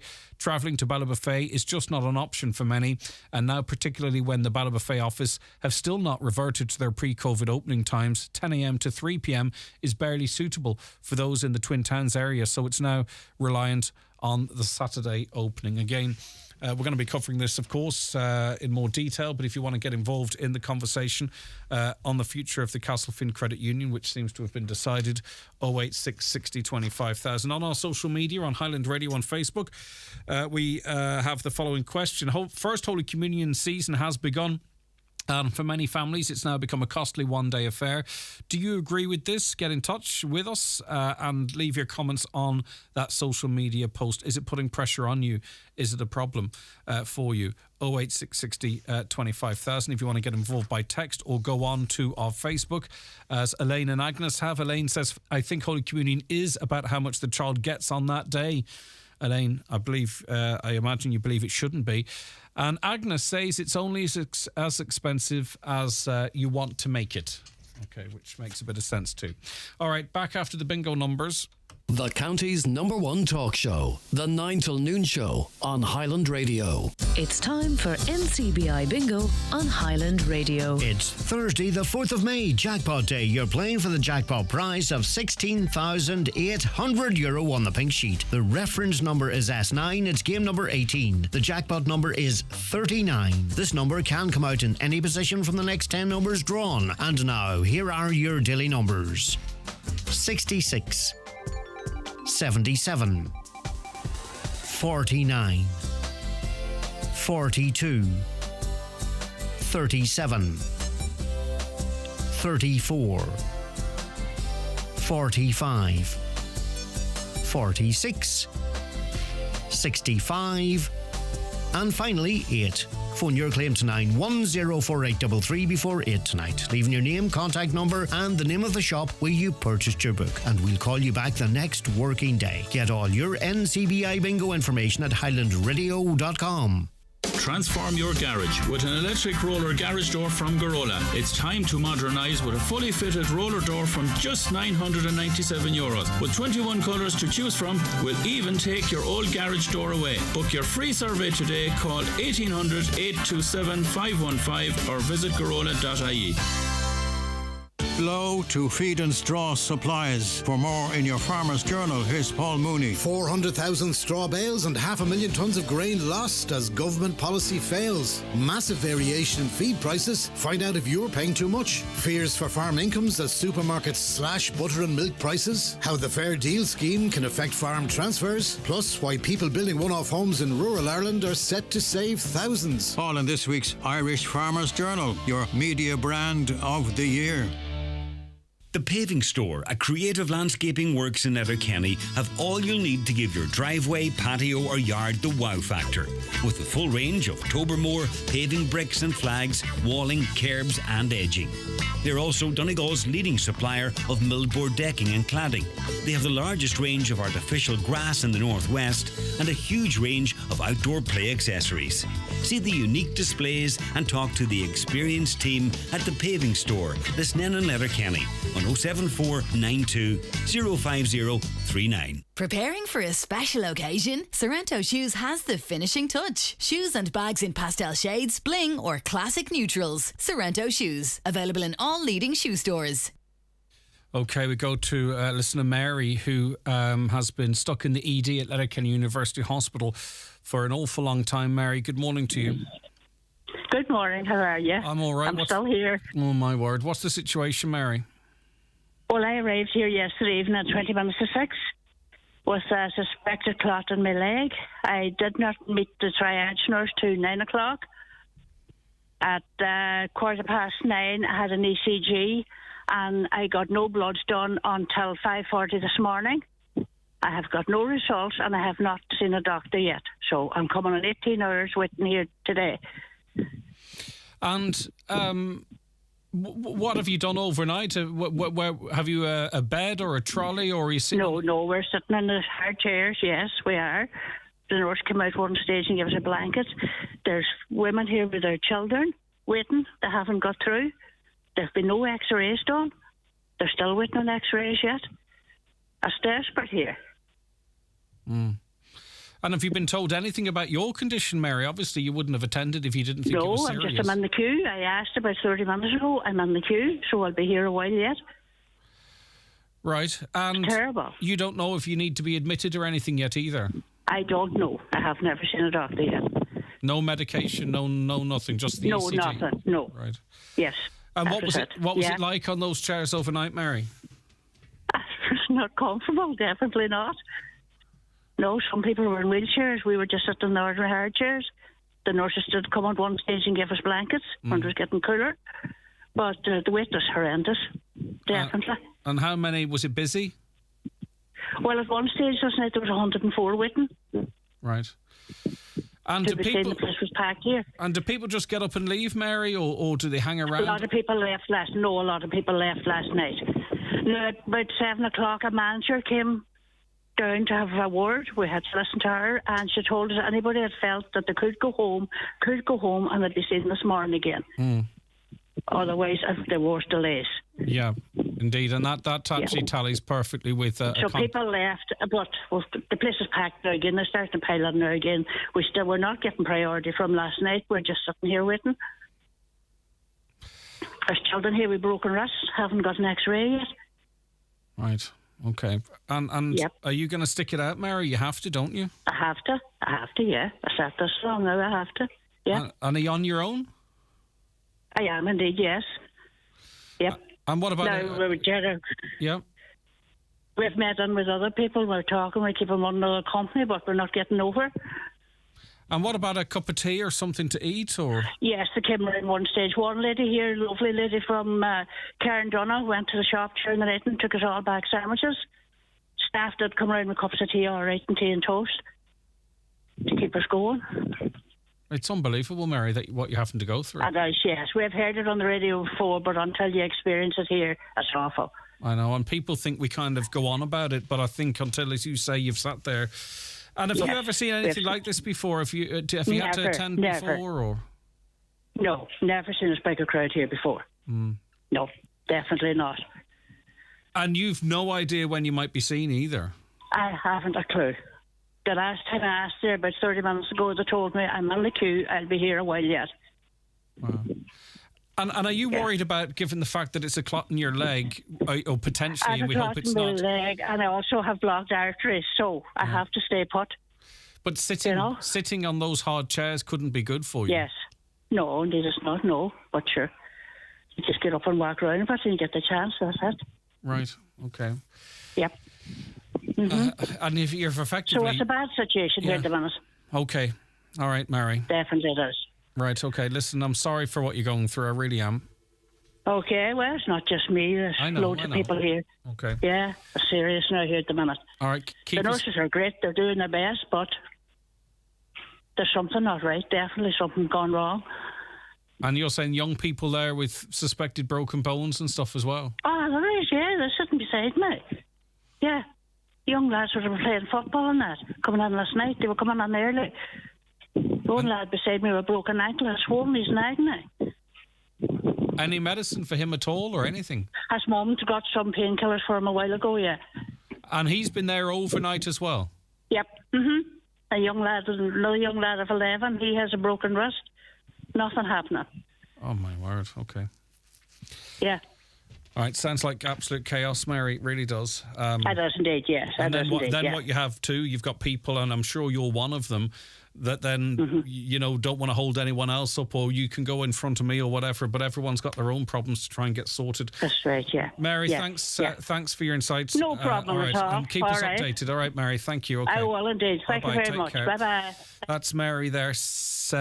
18 hours coming up in the emergency department. She has a suspected clot in her leg, a suspected clot in her arteries, I think she mentioned, didn't she? And she has not been seen yet. She's had an ECG and nothing else, no medicine. And you heard from Mary there sitting alongside young fellas, in this case, with clearly what sounded very much like broken ankles and broken wrists, no x-rays yet. They've all been sitting there overnight, some in wheelchairs, Mary herself on a hard chair. She's had tea and toast and a blanket. And thankful to the staff, of course, but another listener was in contact with me. I won't give her name just because there's probably But I'll just read what they say, and they've sent me a video as well. I'm in A&E. The manager just came round. This is exactly what my last guest was talking about. The manager came round and announced that if anyone feels they can go home and return tomorrow morning, they say it's a disgrace. I'm up with my wee girl for an X-ray. We've been here since 5:20 yesterday evening. I still have not been triaged. I got Calpol because I asked, took into triage and took the Calpol, sent out, and no word about the injuries. That was at 10 to 8 last night. That's when I got that message. And then I got an update at 7:20 this morning. So that's another 11 hours later. I'd been to bed and everything. Hi, Greg. I'm still here. I'm still sitting here with 4 other parents, 14 hours now, waiting on a simple X-ray. And that's their situation. And we might actually get to speak to that person if they're still there, and to get a further insight as to what is going on there and people's experiences. Why can't GPs help you the same way anymore? I don't understand. Why is this the way? I don't think GPs ever really could do X-rays and stuff. But as I said before in the programme, I remember going back quite some time ago that you'd go and get an X-ray in the hospital in Donegal Town. There was no talk of going up to Letterkenny or anything like that. Right, okay. Let's take a quick break. Back with more. Stay tuned, by the way. Watch the show live now on YouTube, Facebook and at highlandradio.com. Celebrating 50 years of rugby and the official opening of their new changing rooms, Inishowen Rugby Club will host Ulster versus Munster Junior Clubs Men's Interprovincial at their Moss Road Rugby Grounds, Carndonagh on Saturday, 6th of May. Kick-off at 2:30. Gates open at 1:30 p.m. Barbecue, refreshments and entertainment, all are welcome on Saturday, May 6th. See Inishowen Rugby Club Facebook page for more details. This ad is kindly sponsored by Simply Inish. At Hickey Clark and Langan Insurance Brokers, they compare quotes from all the leading insurers, so you get a great price. Home, motor and van, farm, holiday home, travel and liability insurance, they quote them all. So if the worst happens, you're covered. For a competitive insurance quote today, call Hickey Clark and Langan on 9126688 or pop into their office at Ballymacool, Letterkenny. Hickey Clark and Langan General Insurances Limited, trading as Hickey Clark and Langan, is regulated by the Central Bank of Ireland. Thinking of changing your floors? Why not see what Florid Letterkenny has to offer? Florid have a large selection of solid, semi-solid and laminate click vinyl wood flooring, together with a fantastic choice of parquet, herringbone flooring, all at incredible value. Don't delay. Call Florid today on 087 161 7008. If you're 70 or over, or have a weak immune system, it's time for your spring COVID-19 booster vaccine. Your spring booster will top up your immunity against COVID-19 for the months ahead, protecting you from serious illness or needing to go to hospital. You will be invited for another booster in the autumn to top up your protection for the winter months. Spring boosters are available until the end of May, so don't delay. Contact your local participating GP or pharmacy. Call our team in HSC Live on 1800 700 700 or visit hsc.ie to make an appointment at a HSC vaccination centre. From the HSC.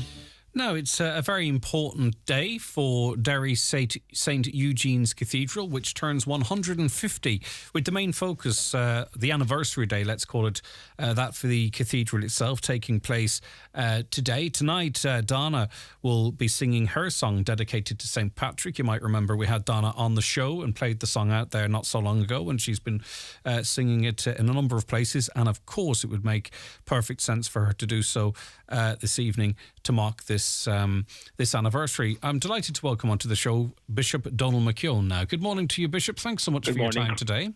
You're very welcome. Good to talk to you again. Yes, indeed. 150 years. It's a long time. What is the focus of this anniversary? Because I suppose you try and pick a theme, do you? Or...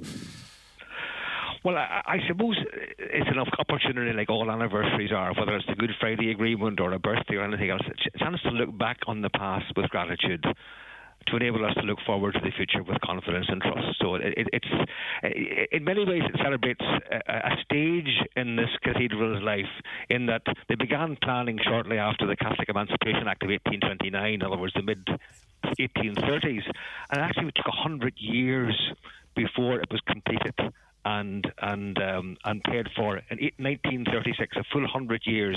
So what we're celebrating this week is the opening of the building on the 4th of May 1873, and celebrating all the things that have happened in it and the great people that have come from it. You asked about a theme.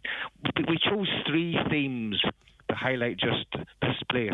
One was women and the shirt factories, and Marie Horton has done an absolute masterpiece of a chasuble and a mitre for use in the cathedral here, celebrating the shirt factory women, the talent that they had and the contribution they made, not just to making shirts but to building communities, as I said on Sunday. We've emphasised the mission to young people who really are in a desperate situation in terms of distress and loneliness, with the blessing yesterday of the statue of Blessed Carlo Acutis, that young 15-year-old saint from Italy who died in 2006. And we've emphasised the environment as well, with the presentation last Sunday of 2 oak saplings for every parish in the diocese. So we've tried to take up themes like that can be quite concrete. Yeah, and I mean, it's got a wonderful history, and I'm sure it's had a huge impact on so many people's spiritual lives, and outside of the spiritual element of it, if you separate the two. So all of that will be marked. I would say there's just so many memories that people have, those that are still with us and those that have passed, associated with this great building. I hope so. I mean, I'm a stranger here. I'm only 9 years in Derry, so anything that happened before 2014 is all alien to me. But we had the Apostolic Nuncio, the Pope's ambassador to Ireland, who only arrived in Ireland Tuesday of last week. He came to us on Sunday and took part in the ceremony. And as he was leaving the cathedral, he said to me, "Bishop, you have a living community here." And I hope that's what we can celebrate. A community that enjoys coming together, a community that's turned out in great numbers over this past couple of days, a community that's proud of its identity and that wants to continue to be an active civic partner in making this a wonderful city, as it has done down through the years. So yes, I think it's a time for recognising, yes, maybe famous people, Bishop Kelly, who was the man mainly involved in building the cathedral, but the enormous numbers of ordinary people who simply have used this as a place to come, to laugh, to cry, to celebrate, to hug, to be comforted, all of those things. And I hope we can sort of see it as a faith community, particularly this evening. Sunday was the diocesan element of the cathedral as the mother church of the diocese. Yesterday was young people, but today is the local parish community. Yeah. A statue has been commissioned for the cathedral as well as part of these celebrations. Can you tell us a little bit about that? Yes, as I mentioned, there's this young guy, Carlo. Right, okay. Yes, I didn't pick that up. Okay, go ahead, Bishop. Sorry. Yes. We decided with a special emphasis on how do we hand on mercy and healing and hope to young people who, as you know yourself, are suffering so much from stress and distress, mental illness, fear about the future, fragility of relationships, violence on the streets, all of those things. How can we find someone who, in the midst of all of that, offers hope? So we actually commissioned a carved statue from Ortisei in the north of Italy of Blessed Carlo Acutis. His mother sent us a lock of his hair.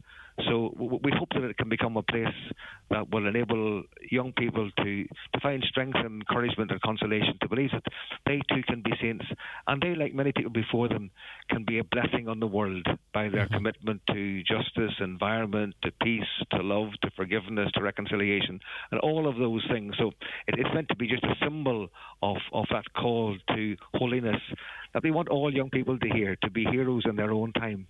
Yeah, and as you mentioned, there's been a number of masses already. Tonight at 7:30pm, you will be celebrating a mass. Bishop, as I mentioned, Donna will be singing the song she released recently, which is a great story in and of itself behind it, dedicated to St. Patrick at the Mass. Everybody is welcome. It should be a very special occasion. I think it will be. Yes, Sunday was the diocesan mass where we had people from every parish, and water was brought from every parish in the diocese and blessed, and then we were all sprinkled with it, and that was used yesterday as well. This is the local event. This is the parish event. This is where everybody is welcome to come along, whether you've been here a lot recently or whether your granny used to come here and you heard talk about it, or whether you saw it on the webcam during lockdown. This is meant to be much more of a relaxed local community event, and ice cream vans afterwards and all of that sort of thing. It's a celebration celebration of the community that has made this a sacred place by their prayers and by the feet that they've walked in and out of it so often at all hours of the day and night. So I hope it's a celebration of their local identity and of their confidence in terms of facing the future as well. What's the last 9 years been like for you, Bishop? What have you learned about the community or yourself? It's a very talented city. And obviously the Cathedral Parish and the Longtower Parish are large parts of that. It's a very talented community in terms of music, in terms of artistic creativity, in terms, for example, of that fabulous chasuble that Marie Horton has made at home. There's a commitment to artistry. They're a gracious people, Greg, who I saw that especially at the 50th anniversary of the Bloody Sunday. They can look back on the past with all its pain and all its distress, and yet sort of say, yeah, we have compassion on where we were. A bit like The Town I Love So Well, Phil Coulter's song. Looking back on times were tough and just about enough, but we saw it through without complaining. There were happy days in so many ways in The Town I Love So Well. There are gracious people who have become, I think, great in their own way, not despite what they suffered, but particularly because they suffered so much together, whether it was discrimination or violence or whatever else. So I think it's a big enough place to have huge numbers of tourists coming to us and small enough to have a sense of being homely. So I feel blessed to be here after 36 years in Belfast, and I'm looking forward to them burying me whenever the time comes. Well, we shouldn't talk about that for a while. Bishop, thank you very much indeed. Okay, Greg, okay, take care of yourself. Thank you very much indeed. That's Bishop Donal McKeown there. Right, 086 60 25,000 is the WhatsApp and text number, or call us on 07491 25,000. Increased sales of electric vehicles, EVs, have not made a dent in transport emissions, a leading expert has said, and he has called for SUVs to be phased out of the market. Trinity College Dublin professor in the Department of Civil, Structural and Environmental Engineering, Brian Caulfield, said ever-increasing sales of SUVs or sports utility vehicles are cancelling out the emission benefits of EVs, contributing to transport emissions rising just when they should be falling. Shane O'Donoghue is a motoring journalist and editor at Complete Car, and he joins us now. They're coming for your SUVs, Shane. I mean, I understand the point he is trying to make in that, you know, we are seeing quite a big proportion of new car sales now being either full electric or some variants on it. But the streets are a throng with big cars with one or two people in them. Yeah, I mean, I will point out from the start that I don't care whether people buy SUVs or what kind of cars they prefer. I don't have any preference myself, but I do think the angle here is wrong. I think, you know, Brian's obviously a very intelligent guy. He knows what he's talking about, but I think he's got the car market wrong, and he doesn't understand the car market and car engineering, actually. The term SUV is just too broad now. Once upon a time, you know, SUVs, the phrase was imported from the US, and it very much defined a very big, huge vehicle. And in fact, when the people like Brian talk about safety of SUVs and the size they go up, they still refer to American data a lot of the time. Whereas when you look at the market in Ireland, the new car market in particular, the top 10, and actually I looked at it again this morning, you need to go to the 40th best selling car in Ireland before you get to an SUV that's large, that's very big. Are you on about like a big 7-seater, like, you know, something that might not look tiny beside a car at the lights in the US? Yeah, absolutely. So the top selling cars in Ireland are they're actually used to be called crossovers, and it's probably the car maker's own fault for marketing them as SUVs when really they're crossovers. Yeah, they are larger than hatchbacks and smaller cars, but they're not these gigantic, stories like this actually, when you see in the media, are often illustrated by old Range Rovers or big 4x4s, and that's actually not the majority. The market isn't that at all. Yeah, the majority of them are, aren't they? You know, two-wheel drive, maybe 1.6, 1.7 diesel engine, 1.3 petrol engine, and then some combination of a hybrid, low brake horsepower, probably about 120, 130. You know, these aren't the big gas guzzlers that people might associate with SUVs then. No, when people hear the phrase SUV, those are the things that come to mind. The phrase gas guzzler, the Chelsea tractors, all of that. But Ireland isn't completely overrun by such things. The vehicles we have, for the most part, are relatively small engines. As you said, two-wheel drive a lot of the time, actually. And again, looking through the new car sales, a huge number of them are hybrids, or plug-in hybrids. And so Brian's point about the offset, just purely on the offset of emissions that he's discussed, isn't quite right. Even just looking at the top two sellers, it's the Hyundai Tucson and the Kia Sportage this year.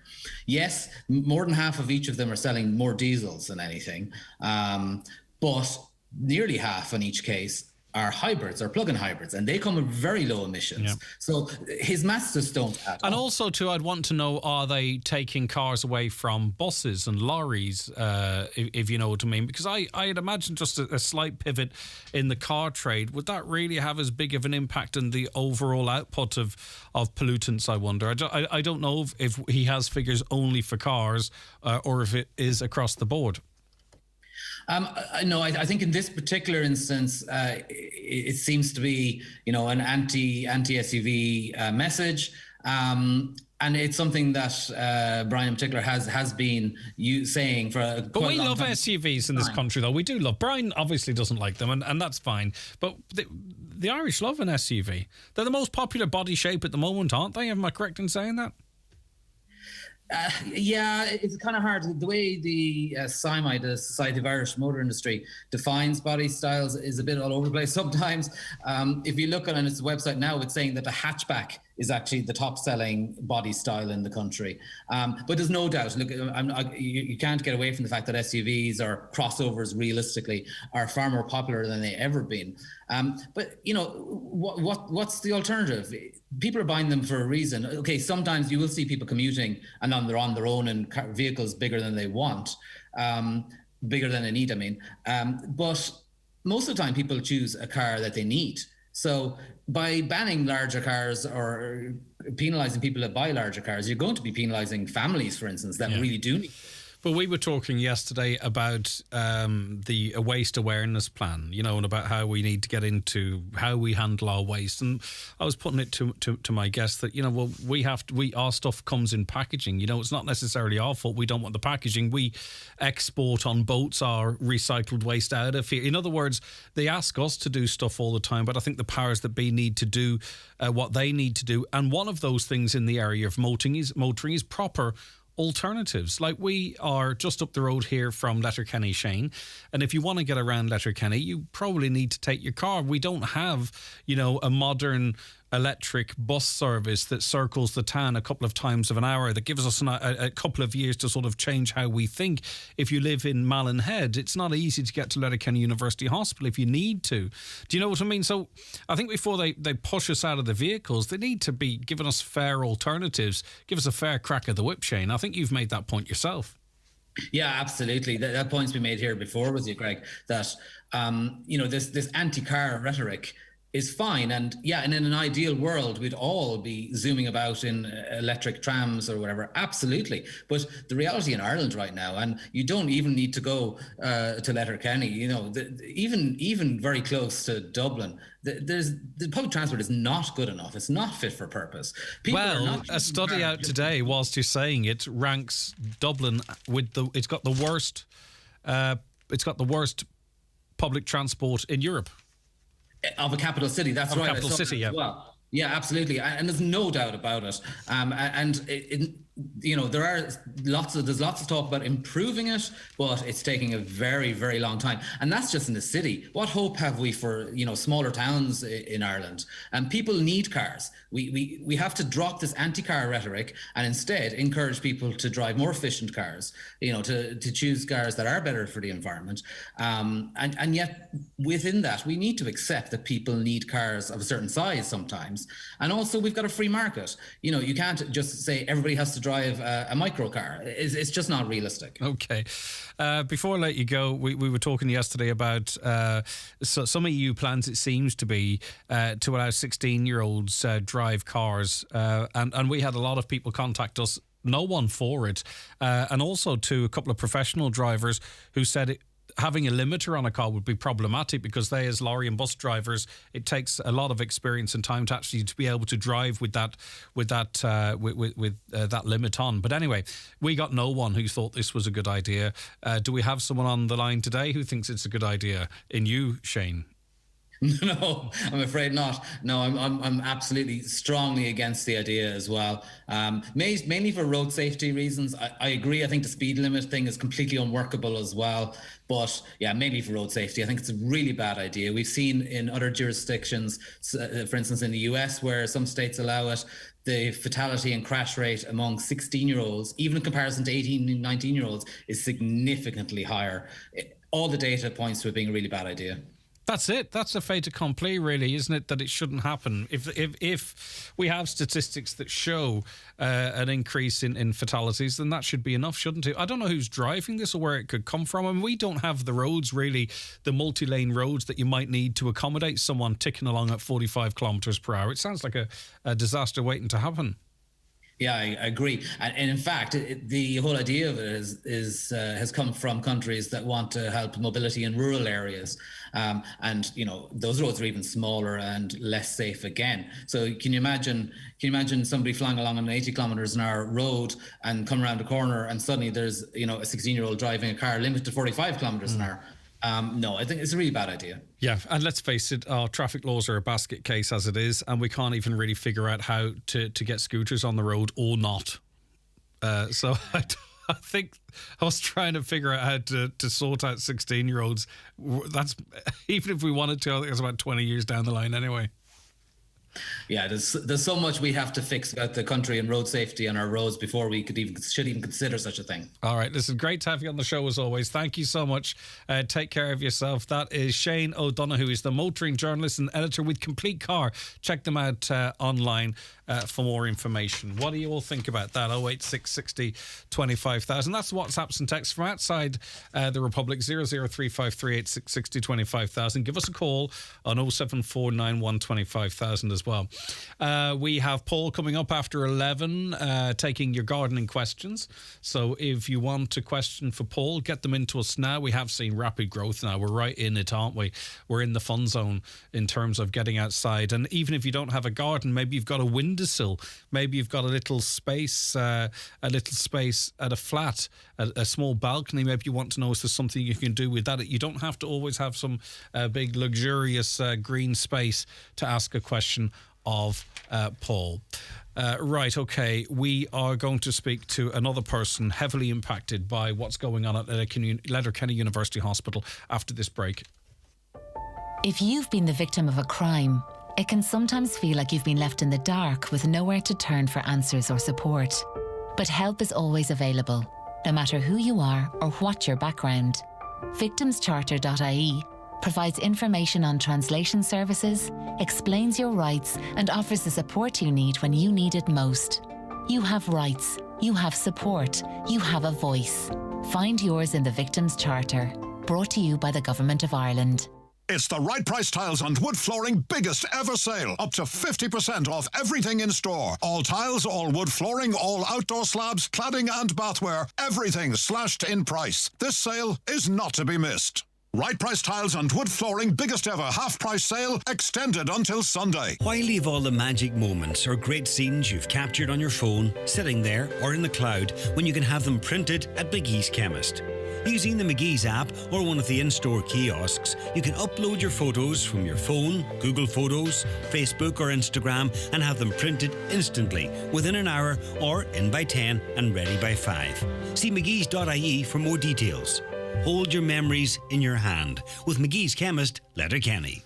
Okay, we heard from Mary, who has been in Letterkenny University Hospital overnight, keeping a brave face on it, seemingly. Geraldine is another person who's been stuck in the hospital for a long time now. Thanks for taking the call, Geraldine. No sleep, I'd imagine. Hi, Greg. How are you? I'm all right. Yeah, no, I'm just pulled in here. I'm just still on the way home from Letterkenny. It must have been probably 15 hours at that stage. We probably got out around 9:30 this morning from 5:20 yesterday evening. And the wee girl there just needed an X-ray. Mm-hmm. And there was about another 4 parents there with their kids as well that needed x-rays, and we were all sitting. They were still there when I left, and the nurse it's called the Purple Zone came on there this morning, and she couldn't believe that we weren't told, last night to come back this morning at 8 o'clock, because that's when they start. So in other words, you sat there all night, and it's not that you were in a queue. There was actually no one on that would do the x-rays. Like, they were giving us hope that, the doctor would get around to us and maybe get an x-ray. So we were kind of going with that. But, I kept going on asking, where am I now? And they were saying, no, you're number 7, now you're number 5, still number 5. And, that did keep us going, that we might be seen. For sure, the next thing I looked out the window was daylight. It's an awful long time. Like, the wee girl had to go out to the car and have a sleep. Mm. Do you know what I mean? I had to pull the car up near the door so that I would see her out the window.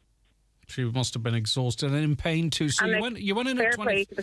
Yeah, we'll get to that if you don't mind, Geraldine. But you went in at 25:05. Obviously, your daughter injured her ankle, I think it was, wasn't it? So when you it was her wrist. Her wrist. So when you went in, then you would have thought, right, we might be here till 10 or 11 o'clock. Talk to us about how the evening went, because I think then you also heard a manager come in like Mary did at about 10 to 7:30 say, look at. Yeah, I can't remember exactly whatever time I had text you or whatever, just to let you know what was going on. And so they came out and announced to say whoever wants to go, whoever can go home to go home and can return in the morning. Mm-hmm. But not meaning like we were still thinking that we were going to be x-rayed. Yes, you know what I mean? Yep. So we stayed, and my daughter was very sore, and as I said, I got Calpol, and I was taken in. The triage nurse gave us the Calpol and didn't really ask anything else and sent us back out. So I had to go back into triage again. Right. Okay. So then, what was overnight like? You talked about your daughter being able to get out to the car, which is not ideal, having to pull the car close to the door. No. You yourself stuck on a chair, were you? And there was another person as well that pulled their car because their son had an injury to his ankle, and he was waiting on X-ray. And there were so many there. There was a bunch of us there. There was probably 10 between the kids and the adults. There was 10 people that could have went home and came back up for 8 o'clock this morning, instead of that whole everybody lying on A&E. And at one stage there was a woman with a child lying on the floor because she couldn't. She needed a wee sleep. Yeah. She actually put a blanket on the floor and lay on the floor. Right. And there was very little communication overnight, I'd imagine. No, we went in for updates, but we were told you're number 7, you're number 5, in the hope that we would soon be seen. But the hours passed, and we were never seen. And then eventually, very early morning, as in maybe around 7 or whatever, the nurse says to me, the purple zone that deals with the injuries, for x-rays and all, is starting at 8 o'clock. So I was like, so you mean tell me now it's going to be 8 o'clock? As in. So she was like, yeah, they deal with that. So in fairness, when they did come on, I went back in, and the nurse there couldn't believe that they didn't tell us all to go home and return at 8 o'clock this morning. Because they could have said to you up to 8 o'clock last evening, they could have said, sorry people, but the injury docs are off duty now at 8 o'clock and won't return to 8 o'clock in the morning. You could have gone home and then returned. Yeah, absolutely. We could have all returned. And all the Waynes, they were all knackered. They were lying, trying to get comfortable. Nobody could get comfortable. It was awful. And there was another older lady, and she was there in her own. And not one person came out. There was people taking her to the toilet, getting her coffee, tea, and she was there on her own, and nobody came out to look about her. I don't know. To me, the management system is just. I don't know what to say. Have you ever seen anything like it? I really don't. Do you know what? I've been up on A&E before, but from the time that I walked into that hospital yesterday evening, I thought, oh my God, there was people standing everywhere. But regards to x-rays, there should be a room where people have taken for x-rays and get them in, get them out. There's no need for say 10 or 12 people that need x-rays to be sitting there 15 hours. Yeah. So that's just taking up space for people that, you know what I mean, like that is really sick, you know, that kind of way. Yeah, well, 104 people were in there at one stage, we were told. Your daughter's wrist's not broken, I take it, tendon damage or something? No, it's actually badly sprained, and she's a splint on a sling for 2 weeks. So. Right, and that often is the case, you see. And if we could get people like her through the X-ray quicker, you would be in and out. Do you know what I mean? I just don't get it. Right, okay, listen, I better let you back on the road and get some sleep. If you can. Okay. You probably don't with, Thanks, with all the other life responsibilities. Oh, I don't. But come here, listen, thanks very much for keeping me updated and helping us to tell this story. Okay. I appreciate it. Safe home and best wishes to your daughter. Thanks. And hopefully Thank you. it heals up really quick. Thanks very much indeed for that. Paddy's with us too. Paddy, what was your experience? It wasn't last night, but you were in the hospital. You went in on Friday evening, did you? Yes, Greg. I went in on Friday morning, and I had some wild pains on the chest on Friday morning, and I struggled on as long as I could, and I'd come to a stage then where I couldn't, the pain was that bad. So I landed up, and I was on, now in fairness, I got on the back after the ambulance, and got that. So Saturday morning, I was on, and they turned round and they says, right, we're sending you down for a cardiac investigations for a stress test on Tuesday at some time. So I says, right, that's grand. What do? Can I go home and free this bed up and come back on Tuesday as outpatients or something like that? Oh, no, you have to stay here on that bed. And I says, there's a woman down that corridor. She's 83 years of age. She's lying sitting in a wheelchair all night. And she asked the night porter to turn around and give her 2 pillows. And your man says, what do you want the 2 pillows for? She says, I'm feared to fall off this wheelchair and split myself if I fall asleep. She says, all that I want is to lie on that floor there and 2 pillows. And your man says, oh, no, you can't lie down there. So this is 83 years of age, Greg, right? She says, will you wheel me out that place, out past the canopy at the A&E? Your man says, oh, no, you'll be grand. That woman lay there all night. I think it was about half 3.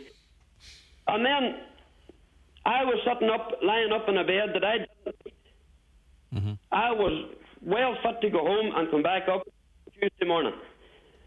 And all day Tuesday passed, I come a stage where I says, right, I'm taking a walk down here to this cardiac investigations to see what's going on.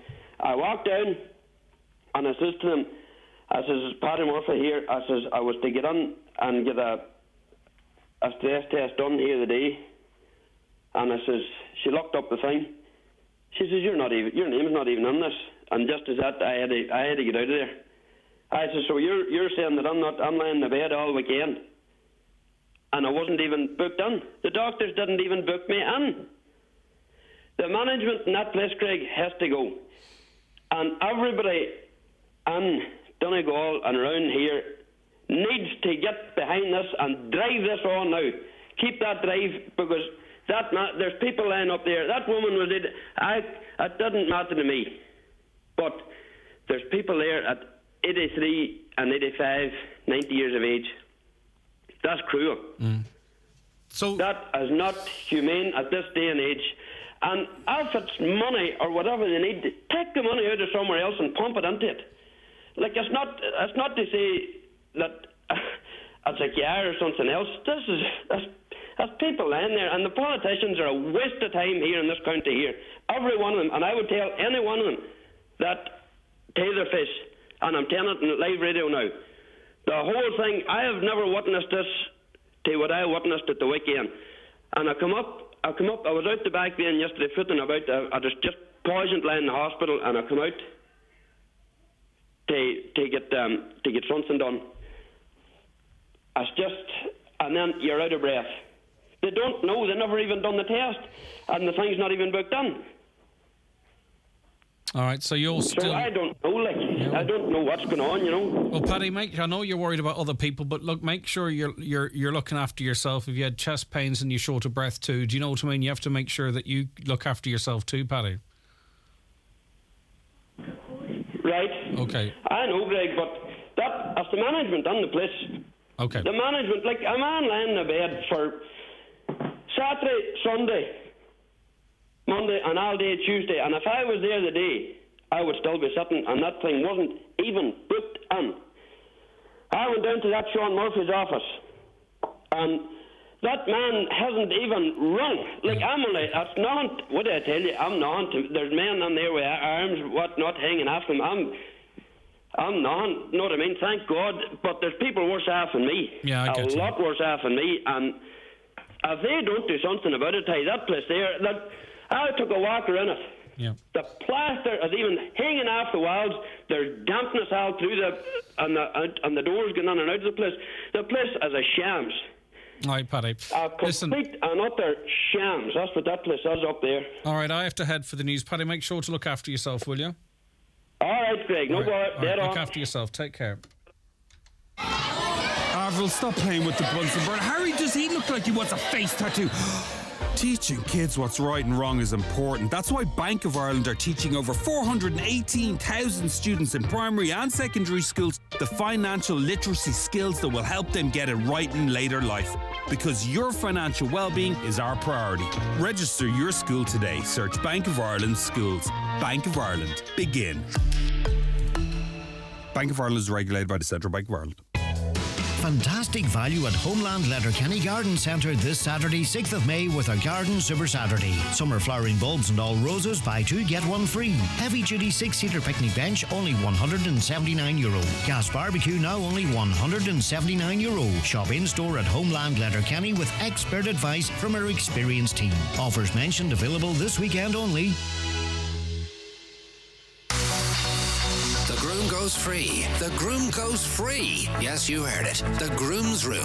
Evolve Clothing, Letterkenny Retail Park. The groom goes free. Call in today. Terms and conditions apply.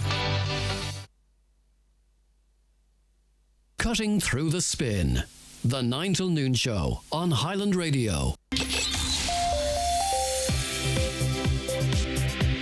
Okay, another hour of the show to come this Thursday morning. Stay right where you are, but it is 11 o'clock, so let's get a news update. And we welcome back into studio now Michaela Clark. Good morning, Michaela. Thanks, Greg. Good morning. A woman has been waiting for almost 18 hours now in the emergency department at Letterkenny University Hospital to be treated. Mary presented at the ED at around 6:20 yesterday evening with a suspected clot.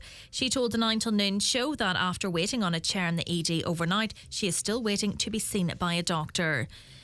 Well, the Health Minister has announced funding for about 800 extra nurses through this year's budget. Stephen Donnelly's announcement comes the day before he's due to address the biggest nursing union in the country. The Irish Nurses and Midwives Organisation published a survey yesterday that raised concerns about workplace stress. Meanwhile, the INMO's Industrial Relations Officer for the North West, Neil Donoghue, says while there has been an increase in recruitment at Letterkenny University Hospital, staff are still struggling to deal with the high attendances at the hospital. He says 60 additional nurses are required in the medical, surgical and emergency departments currently. Donegal County Council's Housing Committee has been told that the authority must look at acquiring some larger properties to meet the need that exists in the county.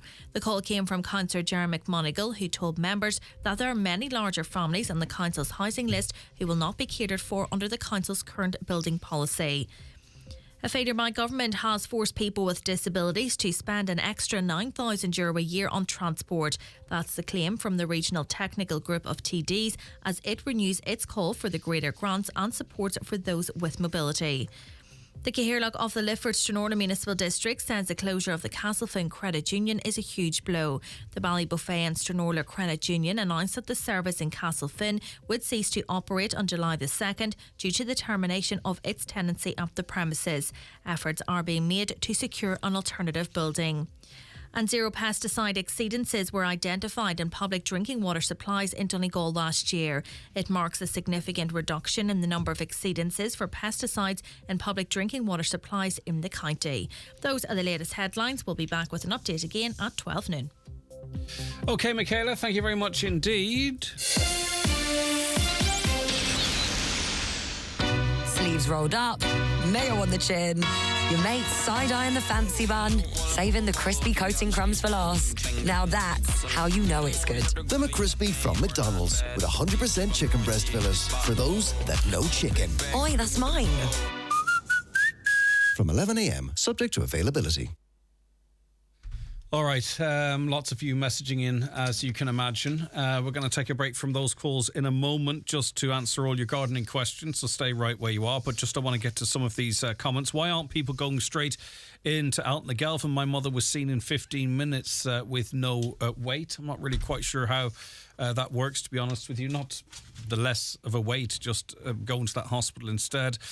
Letterkenny Hospital is a pure nightmare, Greg, and has been ignored long enough. An investigation needs to be done on how bad this is. The poor nurses are just so under pressure they can't cope.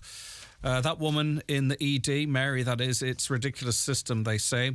Hi, Greg. We unfortunately had to attend Letterkenny ED yesterday with a 15-year-old. We waited over 15 and a half hours. It was excruciating. Staff could not believe how busy it was. No human should have to go through that. And there's a couple of other things on different topics there. Here we go. We need to grill these TDs in hospital management and ask the hard questions. We are paying taxes for this treatment. What service do we get in return? It's a disgrace. And last for now, I'm a farmer and I can get a lamb seen to 24/7 for x-rays. It's unbelievable. Big changes need to get underway, they say. Indeed, and that's the care of an animal, not necessarily the care of a human. All right, let's pivot a little away from those issues, which we will return to, by the way, and welcome into studio now Paul McLaughlin from Ballochdur Garden Centre. Good morning to you, Paul. Hi, Greg. Good to have you in. What's the story? The story is a wee bit colder today than it had been for a few days. We're kind of spoiled for a while there, but... Yeah, indeed. But the weather, temperature-wise and what have you, is going to pick up again as we head into next week. And I read in the papers today, they're predicting an El Nino might have a really positive impact, if you like hot weather, on our weather. But anyway, you know... Yeah, well, we'll take it if we get it. Paper doesn't refuse ink either, though, so exactly. I don't know how true it is. It was the beast from the east, always coming every winter. Oh, that's it. I presume a bit of moisture around and a slightly warmer temperature is good for growth, though. It sounds like it's... Very, very much it would be. Growth's quite slow at the minute. The temperature over sort of the late spring has been quite low for the time of year, so growth has been a bit slow, but hopefully a wee bit of moisture now and a bit of heat, everything should kick off nicely. Yeah, indeed. Right, okay, so people have been getting out, I think, the first cuts. A lot of people, if they're lucky enough to have a bit of grass, they've got out and got their first cuts. It's all safe in that regard, isn't it? Yes, for risk of frost or anything. No, there'll be no frosted grass, any harm or anything like that there, if you know what I mean. So now I think at this stage most of the danger of frost has passed. All right, so there is a possibility though that people are lulled into some sort of false sense of the weather, in that it hasn't necessarily been glorious, but it hasn't been very wet either. So, you know, what do we need to make sure we're ensuring gets enough water at this time of year? Yes, pretty much anything in pots at the minute. Anything you've established new this year, say anything you planted over the spring or even late last year, back in the autumn time, just take a wee look at it and see if it requires water. If you're in any doubt if it's in the ground, throw a half a bucket on it. It'll do it no harm. But definitely potted plants, especially stuff like people have the boxes of that at the front door. It's been quite dry, and it's actually the wind at the minute is quite drying, so it's definitely worth throwing a wee bit on them. Yeah, how do you properly water these plants then? You know, I mean, let's get back to the first time you ever walked through this door, the type of question I might ask. But yes, you know, you talk about the drying weather, it's drying the top of the soil. Is it when you're watering your plants, what's the most effective way to water them? Where do you put the water? Just basically on top of the soil. Yeah. Depending if you have someone's particularly flowery, it's better just doing top of the soil, because if you actually moisten the flowers, they'll tend to drop off a bit earlier. So they would. So generally a couple of times a week on a potted plant, say at the front of the house there, a couple of times a week, give it a good soaking. And once your pot has good drainage, you can't really overwater. In the sense that the excess water, the plant will take what it needs and the rest will drain away. Yeah, okay. So it's better to err on the side of too much than too little. Yeah, I think a lot of people out there, if they did mow a bit of land that they might have, will have found it riddled with moss. Yes. Depending on where it is. Yes, moss has been a huge problem this year, all right. So it has. Generally, once again, a good raking, a good scarifying this time of year would help remove it. And if you do remove moss, or especially a big area of moss, it's important to overseed it with grass seed, because if you don't recolonise it with grass. It's just an open area for the moss to come back in again. Okay, so then let's talk about how you properly seed it then. Yeah, generally, if you're using a machine such as a Scarify or something, it's cutting channels in the soil as it is, so that will have roughened up the surface. And nicely. it will look quite shocking to begin with. It can do all right, so it can look very sort of bare and butchered for a wee while, but it's 2 weeks. It'll be back to itself again, hopefully better than ever. So just throw the seed down, mix it with a bit of sand, a bit of peat. What's pretty the best much way a bit of compost, bit of seed. It's not so much that the nutrients will be in the ground to grow it, but peat and sand keeps it moister. So it's just if you get a dry period, then the seed doesn't actually dry out and scorch. And you just sprinkle it. You don't have to compact it or anything. No, just sprinkle it in the top. Okay. Perfect. And in terms of matching, right now, pardon my ignorance on this. I presume all grass is green, is it? Yes. So you're not going to find yourself getting a different breed of grass that's going to look like a big green patch rather than a. It can happen, all right. Generally, you have grass seed and you have lawn seed. Lawn seed comes in 3 grades. You have number 1, which is more or less bowling green. Number 2 would be the most common, which is sort of a nice lawn. And number 3 then be sort of rougher virgin on grass seed, like a farmer would use. So generally, farmers go for species of grass that'll be thicker in the blade, so you get more bulk for silage or hay. Yeah, of course. All right. So, and if you use that on a garden, you'd be sick of mowing it, basically. How do you know whether or not at this time of year that your lawn needs feeding?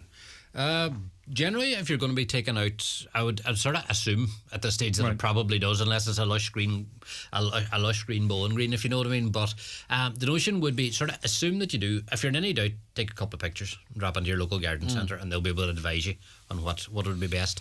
Right. I think the last time you were in, I think we were expecting a bit of frost in the coming days, and there was some warnings about gardeners not being too keen in planting.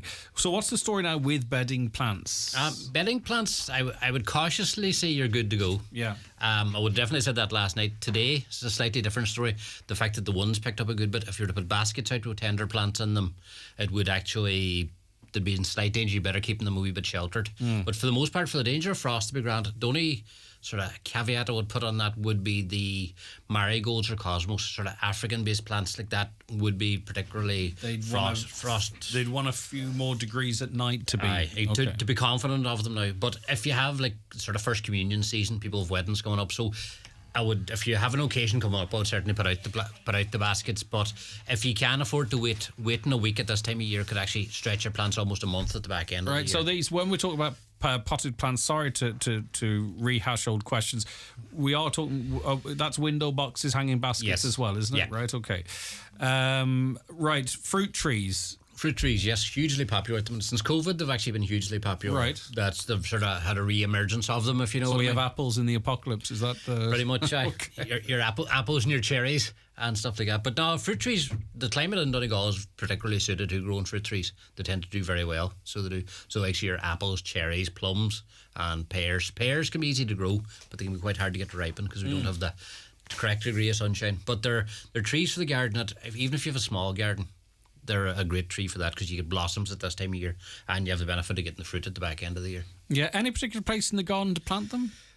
Generally no. Anywhere's kind of suitable because they are decorative enough to be nice looking, and even at the front of the house. Some people have them as a centerpiece too, don't they? Yeah, absolutely. Because like I say, you have the flowers this time of year, and the fruits can actually be quite decorative almost in the autumn time too. Yeah. So when you buy to plant a fruit tree, what are you actually buying? How mature is it? Generally, the ones we would sell down there, you'd be chatting, it'll probably be 3-4 years old, and it'll be like 5 feet around that, sort of 5-6 feet depending on the variety, and you will get fruit on because they're grafted trees. You will get fruit on them the first year. Right, okay. And how long before that might mature into what looks like an established tree? Yeah, pretty much established tree. After about 5 years, you should have a decent sized tree. You had me up until 5 years. But you're constantly getting fruit all the time, so you have someone to keep your interest. Yeah, I know.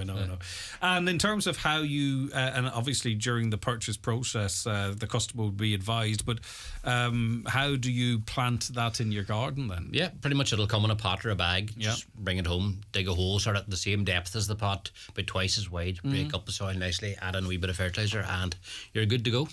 Yeah, and as you say, they look good, they blossom and all, and I think too we're always trying to get our children to eat different types of food, and if you can sort of go from the tree to to the plate, to the belly. Yes, it always helps. Absolutely. If you invest them in the process of growing the food, actually, it definitely does have a good effect on their consumption of it. All right, I have lilies coming up in pots. I think there's a bug attacking them. What can I do? Right. Generally, lilies, it could be bugs or probably more likely to be slugs. So the first thing probably to do is be vigilant and keep it in terms of see what is attacking it, and you're going to treat it appropriately. If you want to go down the chemical route, sort of you get organic slug pellets now. They're based on salts that dry out the slug rather than used to be the old toxic ones. They've sort of gone off the market now. So you have that sort of lilies, I would say, is possibly slugs. If it's aphids or something like that attacking it, there are sprays you get, or you could even try the old garlic spray to try and turn them away. How far have we, as the public, moved away from using toxic chemicals? Have you found? Generally, there definitely is more conscientiousness there in terms of not just been firing chemicals at stuff, and people are definitely looking for sort of more organic ways around it. But unfortunately, some infections in plants, like if you have a valuable plant, unfortunately sometimes the chemical route is the only way to go down. But you can sort of exhaust other things first. Yeah. What about leatherback worms? This caller's lawn is run with them. Anything to get rid? Huge problem this year. There are sprays you can get. They're more geared. Garden centres can't really sell them at the minute. They're more geared towards agriculture for crops and stuff. So if you ask in your local farm supply shop, they should be able to advise you on sprays. If it's a small lawn, the traditional way of doing it was covered with black plastic. Get up at dawn and remove the black plastic. They'll all be in the surface, and then the birds will come and do the work for you. But it's not foolproof by any means. No, and it's not. It's hit and miss, presumably. Exactly, it's very hit and miss, and you'll never get the whole population. Yeah, what's the best way to keep a brick path clear of weeds and grass between bricks? Cheers. Now, I did see one of the discount stores, I think, as one of the yolks that the brush. Yeah. But now, if you've got, I presume, if you have sand or cement in between them, those brushes could be quite aggressive towards. They can be quite aggressive. The other way, generally, I would. Out the back of my house, I have a fair lock of bricks and just a power hose it once a year, and it's just a matter of keeping on top of the weeds. Then by, like you say, using one of them brushes and raking them. Yeah. And I would sort of, because we have a cat knocking about, I would be conscientious using too many chemicals, that sort of thing. But there is actually, if you look up in Google, can't remember the recipe now, but there is an organic weed killer you can make up as based in vinegar, Epsom salts, and fey liquid. Yeah, and the thing with those, be it organic or otherwise, it doesn't happen straight away. There's a process that it takes 2 or 3 weeks, doesn't it? Generally it does. Actually, if you put on some of the more chemical or Roundup or something like that there, the weed actually grows more vigorously for about 3 days, because it's and the growing process that it brings in the product, if you know what I mean. There you go. All right. It is. But generally, like I say, I wash it once a year and it's sort of manageable after that. Yeah, I get you. I've got horsetail taking over my lawn. How do I tackle it? Horsetail or mare's tails generally is one of the things that, unfortunately, chemicals are pretty much the only foolproof way of going. And because they've got a very waxy coating on them, the best thing to do is get a big stick and bat them for a while, which breaks up it takes out your frustrations with them, and it breaks up the surface so they don't take in the chemical. Yeah, but and they grow quick too as well. They grow very quick, and it's the nature of them. If you go to pull it, it just breaks off, and the root's still there. They're survivors. They've been about since the time of the dinosaurs, I reckon. Yeah. So it is, and you can get a chemical. It seems to be it's the only option. You can get one that will not damage the lawn. It just attacks them. No, for them it's generally someone who's sort of a kill-all. Really? You know, yeah. So you'd have to sort of patch test, if you know what I mean. There used to be a very effective one for it. There was a powder-based one, but that's about 5 years ago it's been banned. Right, okay. So that's how bad they are, okay. Does Paul agree with no mow May? I think I'll try it myself. Now, this is presumed to allow the dandelions and what have you, to listen to the birds and feed the bees. Yes, absolutely. No mow May. It's very hard to say, actually, but has become a big thing. Actually, there was a thing come out in the Post. Though I say a wee leaflet about it, actually, sort of promoting it there. But yes, if you have the sort of patience for it and have the area for it, it is a very effective way of helping along pollinators this time of year. Generally, they reckon a queen bee needs the pollen of 6,000 flowers a day this time of year to set up the colony and all that. And dandelions are one of the major sources of it. Yeah. So it is. So if you have the patience and are happy enough to do it, definitely it is worth doing. But I mean, obviously, for some it can look messy. Yes. And it can look like you're not looking after your house. And also, too, by the time June comes around, it could be a strimmer job or a double cut, and people probably have a cheap lawn mower that's not really fit. Like I get where people come from, and whatever we can do, we should do. But I think practically for some, it's just a non-runner. Yeah. And suppose if everybody did something along the lines of sort of dedicate an area, if you are lucky enough to have a big garden, dedicate an area of it that you could let rewild a bit. So, and could be sort of out of sight, but not everybody has that luxury, if you know what I mean. Exactly. Something's eaten leaves off a climbing hydrangea plant. What do you do? What would you do there? Someone like you could try the Alfrey liquid and water just to try and remove it if it's doing the damage. At this time of year, the new fresh leaves coming out in the hydrangea would be quite sweet, so things will tend to attack it. So, feeling that, you could try your garlic spray as well to actually make it unpalatable to the things. That's just a matter of boil up a couple of cloves of garlic and use the water then to spray onto the plant. Yeah, another listener, their daughter's lawn is getting wrecked with leather jackets. Yes. That's the same question effectively. Same thing, yeah, a huge problem this year. Yeah. We haven't. What do other than being unsightly or icky, do they damage the lawn? Yes, they do. They actually, you'll notice your lawn from a point just turning yellow and sort of the yellowness spreading out, and they will kill the whole lawn very quickly. So they will, they're the immature daddy longlegs. And what happens is about August time, they lay the eggs in the soil. And as the sort of larvae or whatever come out, they eat the roots of the grass. So your lawn could look perfect on the top, but there's no roots anymore. And it just all of a sudden just dies off. Gone. So, it's probably not practical for most people, the black bag over. Exactly. Try some of the agricultural stores. They have sprays for it. Yeah. So they do. Right, okay. They'll be busy, I think, judging by some of the texts coming in. My peonies, my peonies buds is turning black. Yes. What can I do about that? Probably the first thing to do is check for some of the peonies going like that. They're generally they're possibly even too wet. They may have been overwatered. There's sort of a fungus sets in.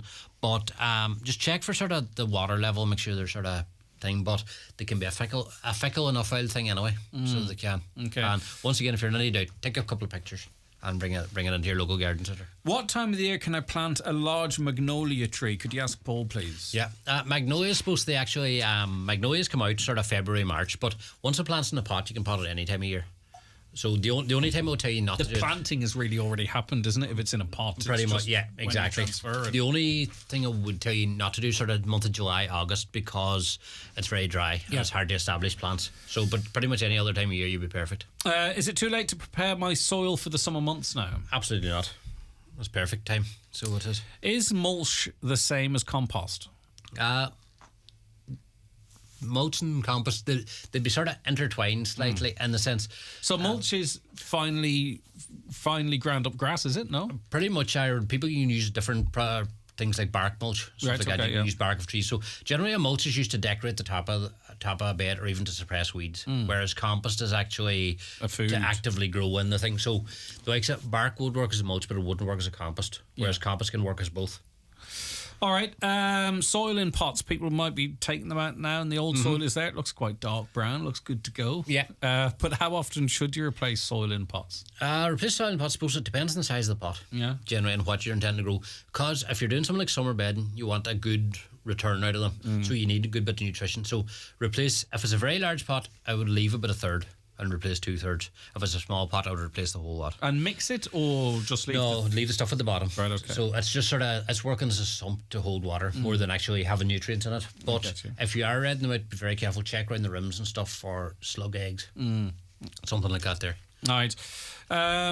Should I plant in containers, garden beds, or in the ground? I suppose a very broad question. Yeah. It kind of depends what you're growing.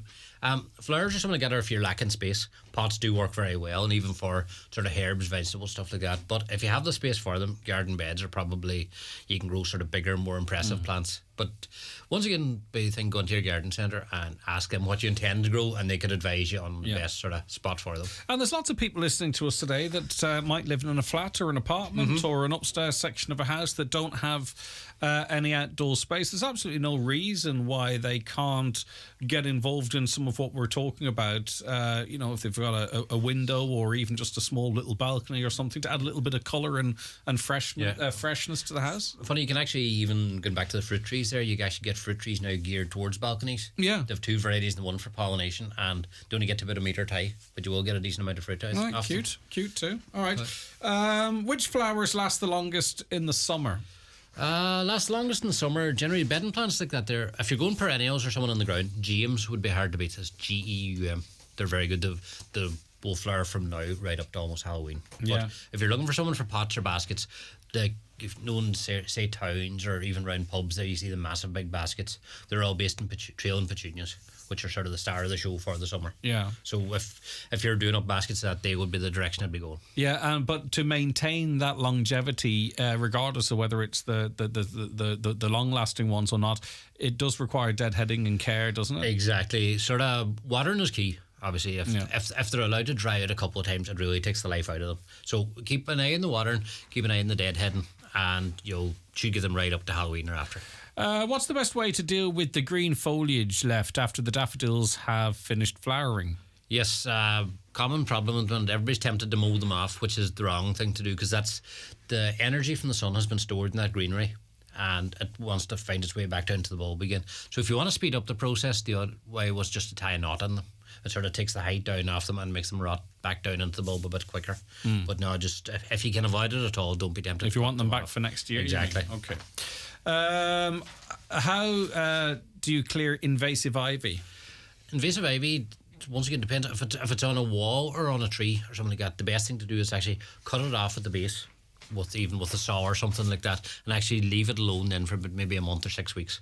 The plant will actually die off and it'll become much looser to take off. Yeah. So it will loses its grip. Yeah, pretty much it loses its grip as it dies off. But even then, it can be a torture of a job. Yeah. Okay.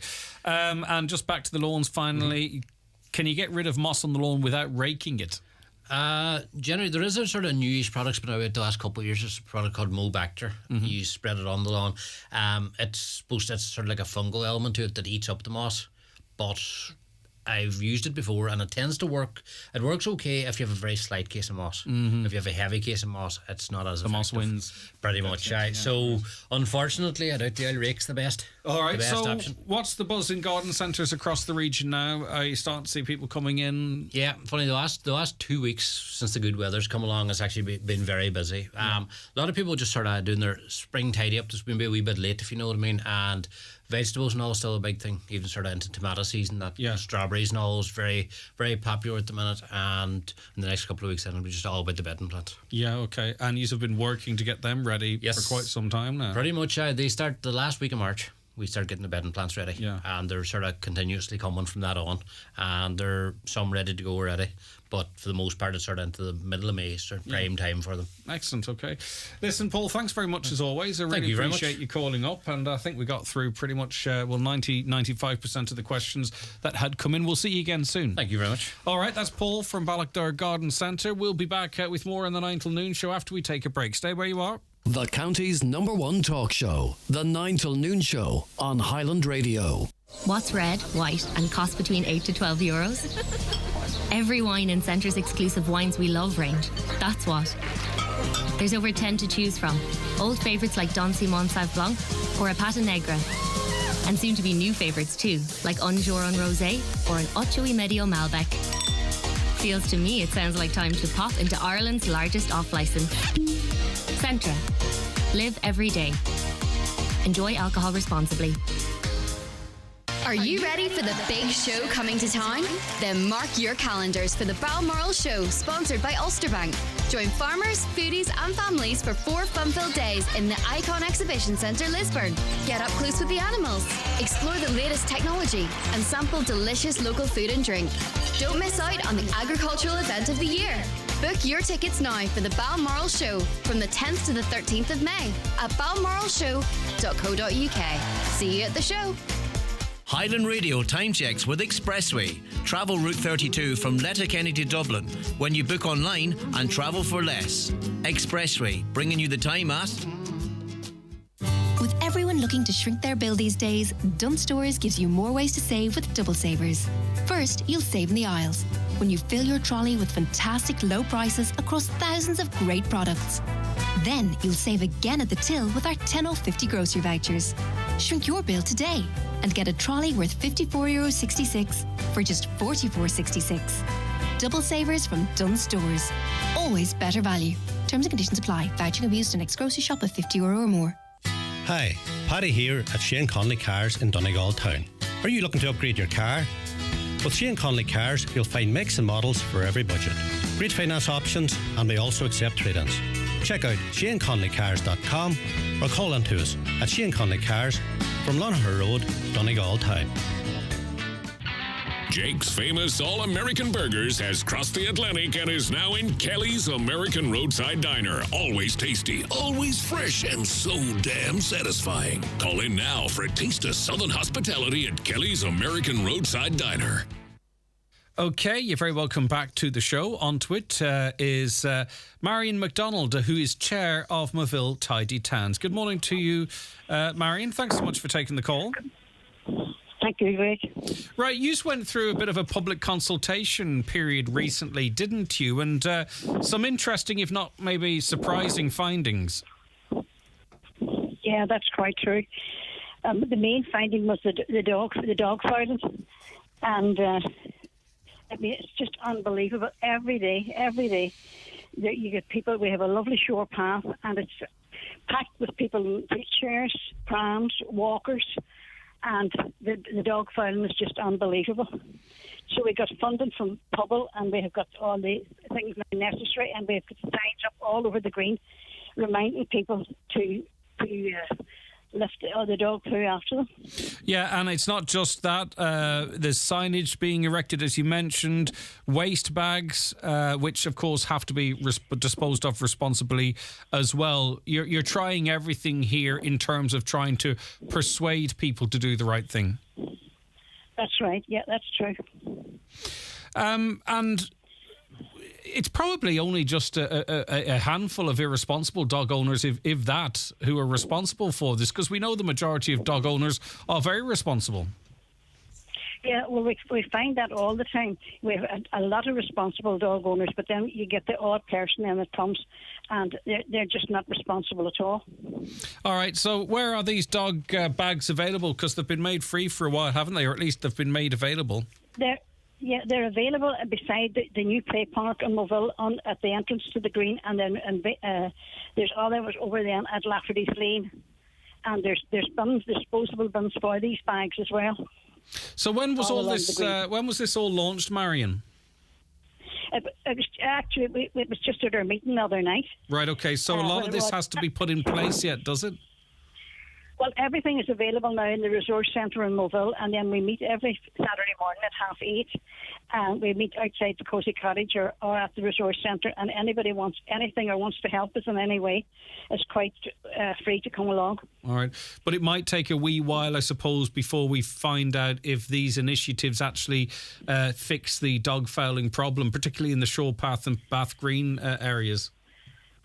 Yeah, that's quite true. People like to go for a walk and look at the scenery, but you're looking down at your feet all the time on the path. That's the way the fouling is. It's terrible. And listen, we don't need to remind people, but buggies, people with a wheelchair, a walking stick or a cane. That's quite you true. know, we know how discuss or get it on your shoes. It's horrendous, and it's harmful, particularly to young people. Also, though, the Leave No Trace Behind campaign, that's for general waste too, I presume, is it, Marion? That's quite true. Yeah, that's for general waste. Yeah. All right. And anything else from this? Consultation process that jumped back out at you in terms of concerns actually, people really, have? It was mostly the dog fouling. That was the main thing. You know, so if we tackle that now, and we can see how it goes. But like we have a water park in Moville, and they come from all over Donegal and all over the Northern Ireland, you know, to the water park, and they'll be on the green. And there's nothing worse than the dog fouling. Yeah, and it should be a place where you can throw a blanket down or just sit down or walk. That's quite true. Yeah, it shouldn't be a minefield of dog poo in this day and age. There's plenty of seats on the green. Like we have replaced all the seating in the green this year. Brilliant. And it's all recycled plastic, you know, and there's not, you know, surely people can put their rugs down and all like that, but there's plenty of seating on the green as well. And how many of you is the sort of the core membership that it's doing all this great work in the area, Marion? There's 10 of us. Wow. But then we have other people. We have a lot of pensioners that come out. We have Lawrence and Ernie that come out every Saturday and do a clean-up You know, they're in their 80s. But we have a lot of people that that would come out as well. But really, if everybody looked after their own, we would have no bother. I know, but look, we've been trying to convince people of that for a long time, Marion.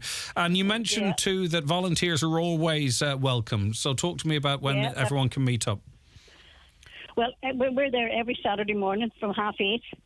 And they're bound to see us about the town. Yes. You know, we clean the town every Saturday morning, and maybe 2 or 3 times a week, but always on a Saturday morning. Fair play. And it's the in terms of the rubbish, it's the pointless stuff like takeaway boxes, plastic bottles. That's the main thing. The stuff that people should take home and put in their bin, for crying out loud. Yeah. We find a lot of people in cars and just throwing everything out the window. Beggars belief, doesn't it? That's quite true, yeah. You know, and then people like yourself and others, and the 2 gentlemen you mentioned, having to go out early mornings at the weekend and pick up the stuff they've just threw out their window on a Friday night. It's crazy. Yeah. There are 10 of us go out the committee go out every Saturday morning, and then you would maybe have the volunteers, but, you know. Yeah. But progress is being made all the while. You've talked about what's being made. There was an initiative too, wasn't there, as it relates to making people think twice about the use of takeaway coffee cups. That's had an impact, has it? Yeah. Oh, that was unbelievable. It was unbelievable. We had the coffee cups. The people are still using them. And then when they go into a coffee shop, they get 10% off their coffee. Yeah. All right, okay. And I think I saw in a post too that while you do great work as well, you were quick to thank other groups in and around Moville for what they've done, particularly in the Leave No Trace Ireland campaign. That's quite true. And the community college and the schools, everyone helps out, and the Gaelic and the soccer clubs, everybody helps out and everything. Great stuff. Is there a competition running at the moment, finally? Yeah, there is. There's a painting competition. I forget now. It's an Irish name. I forget just what it is. It was distributed around the schools yesterday. Brilliant stuff. There's colouring categories 4 to 8 to create a poster, 8 to 12, an awareness leaflet, 12 to 18. And competition entrance, if you did get one of those flyers, must be submitted by 5 p.m. on the 19th of May and can be given to a Moville Tidy Towns volunteer or handed into Moville Library and Moville District Family Resource Centre. So a bit of fun there as well. Yeah, that's quite true. It gets everyone involved. All right, keep up the great work, Marion, and we just ask people in and around Moville and every other town and village and the countryside, please pick up after your dogs. That's great, Greg. Thank you very much. Bye-bye, Marion. It's been nice speaking to you. Take care of yourself. Bye-bye. All right, bye-bye. Right, okay. Now, we were speaking, and we have a couple of times, on this programme, and we spoke to Deputy Burke about his concerns about codeine usage, and the direction of traffic seems to be that the products are going to be banned.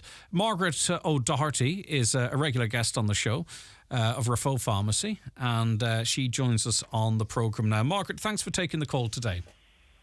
Good to talk to you as always, Greg. Yeah, what's your reaction been to this conversation we've been having about the amount of prescriptions for codeine-contained products and people's over-reliance on them? I mean, you're at the coalface. Talk to me about your reaction to the conversation that's been happening.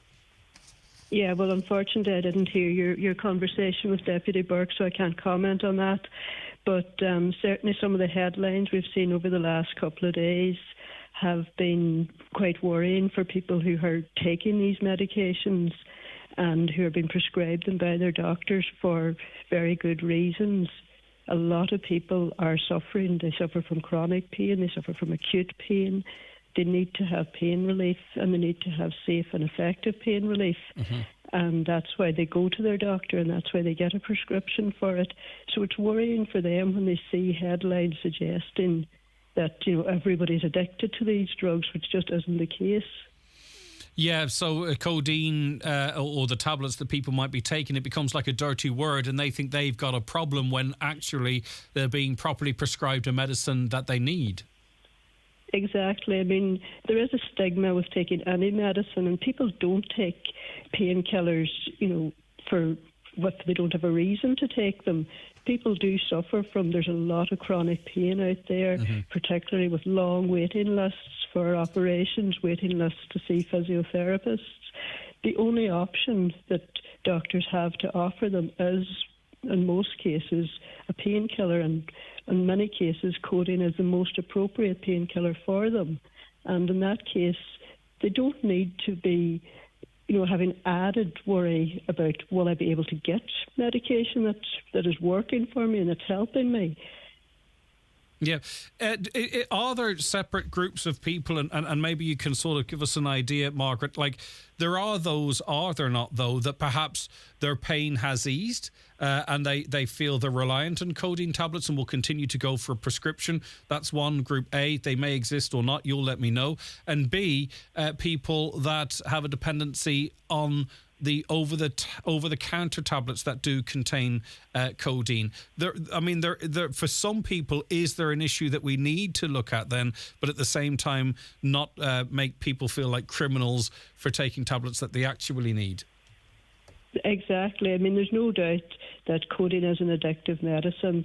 If you are taking it for a long time, some people become dependent on it. Not everybody, but like any medicine that has addictive properties, particularly people that have addictive tendencies or that are addicted to other substances, they can find that when their pain is eased, when they've had their operation and they try to reduce their painkillers, that they have a dependency on it. And that's something, again, those people need help with that, and often we don't have the services for them to help that. Mm-hmm. So it's very hard work for both the patient and for their doctor and for their pharmacist to gradually reduce their usage of it. But, that doesn't mean that you just sort of say, no, you can't have it anymore. You have to deal with that problem and deal with it usually on a long-term basis. There isn't a quick fix for it. Yeah, and I think your intervention is a timely and important one because, we don't want people who are taking codeine because they need to for pain and then start worrying about, well, am I addicted to this, and then stop taking it, or for their life to be disrupted for no good reason because of some of the headlines that are out there. And maybe in our conversation with Deputy Burke, we contributed to that. I did have the conversation with him, though, not exactly what you're saying, but along the lines of that, this needs to be talked through as to what's going on, and if we are phasing out the over-counter sale of it, how we do it if there are people that rely on them. But anyway, listen, let me just get back to the core question. We don't want people in pain to stop taking these because they might fear they're addicts or something. No, I mean, if you have been prescribed something by your GP, your doctor didn't give it to you without having a good reason to give it to you, and if you feel that you're taking too much of it, or that maybe that it's not working for you, I mean, that's a conversation you need to have with your doctor. It's not something that you need your neighbours or your friends talking to you about. You need to talk to a health professional about it. I think really the core situation we're in here as well too, though, is the over-the-counter stuff. Like, do you believe tablets that contain codeine should be prescription only? Do you think there is a problem with people dependent on the I think it's Nurofen Plus might be the most popular brand, who go in and buy them in the pharmacy? Do you think they should be prescription only? Well, I mean, at present, the situation with the over-the-counter medicines is that they are for acute pain, for short-term use. And certainly there are people who use them long-term because either they have an addiction to them or because they do find that they're very effective for their pain. So again, just making them prescription only in a situation where we already have very difficult access to doctors, whether it's hard to get appointments. It's not always easy. If you have a toothache on a Saturday, you're not going to say to somebody, well, you need to go and get a prescription to deal with that. You have to have some means of helping people in acute pain. But what the best solution is something that's going to have to be worked out over the long term.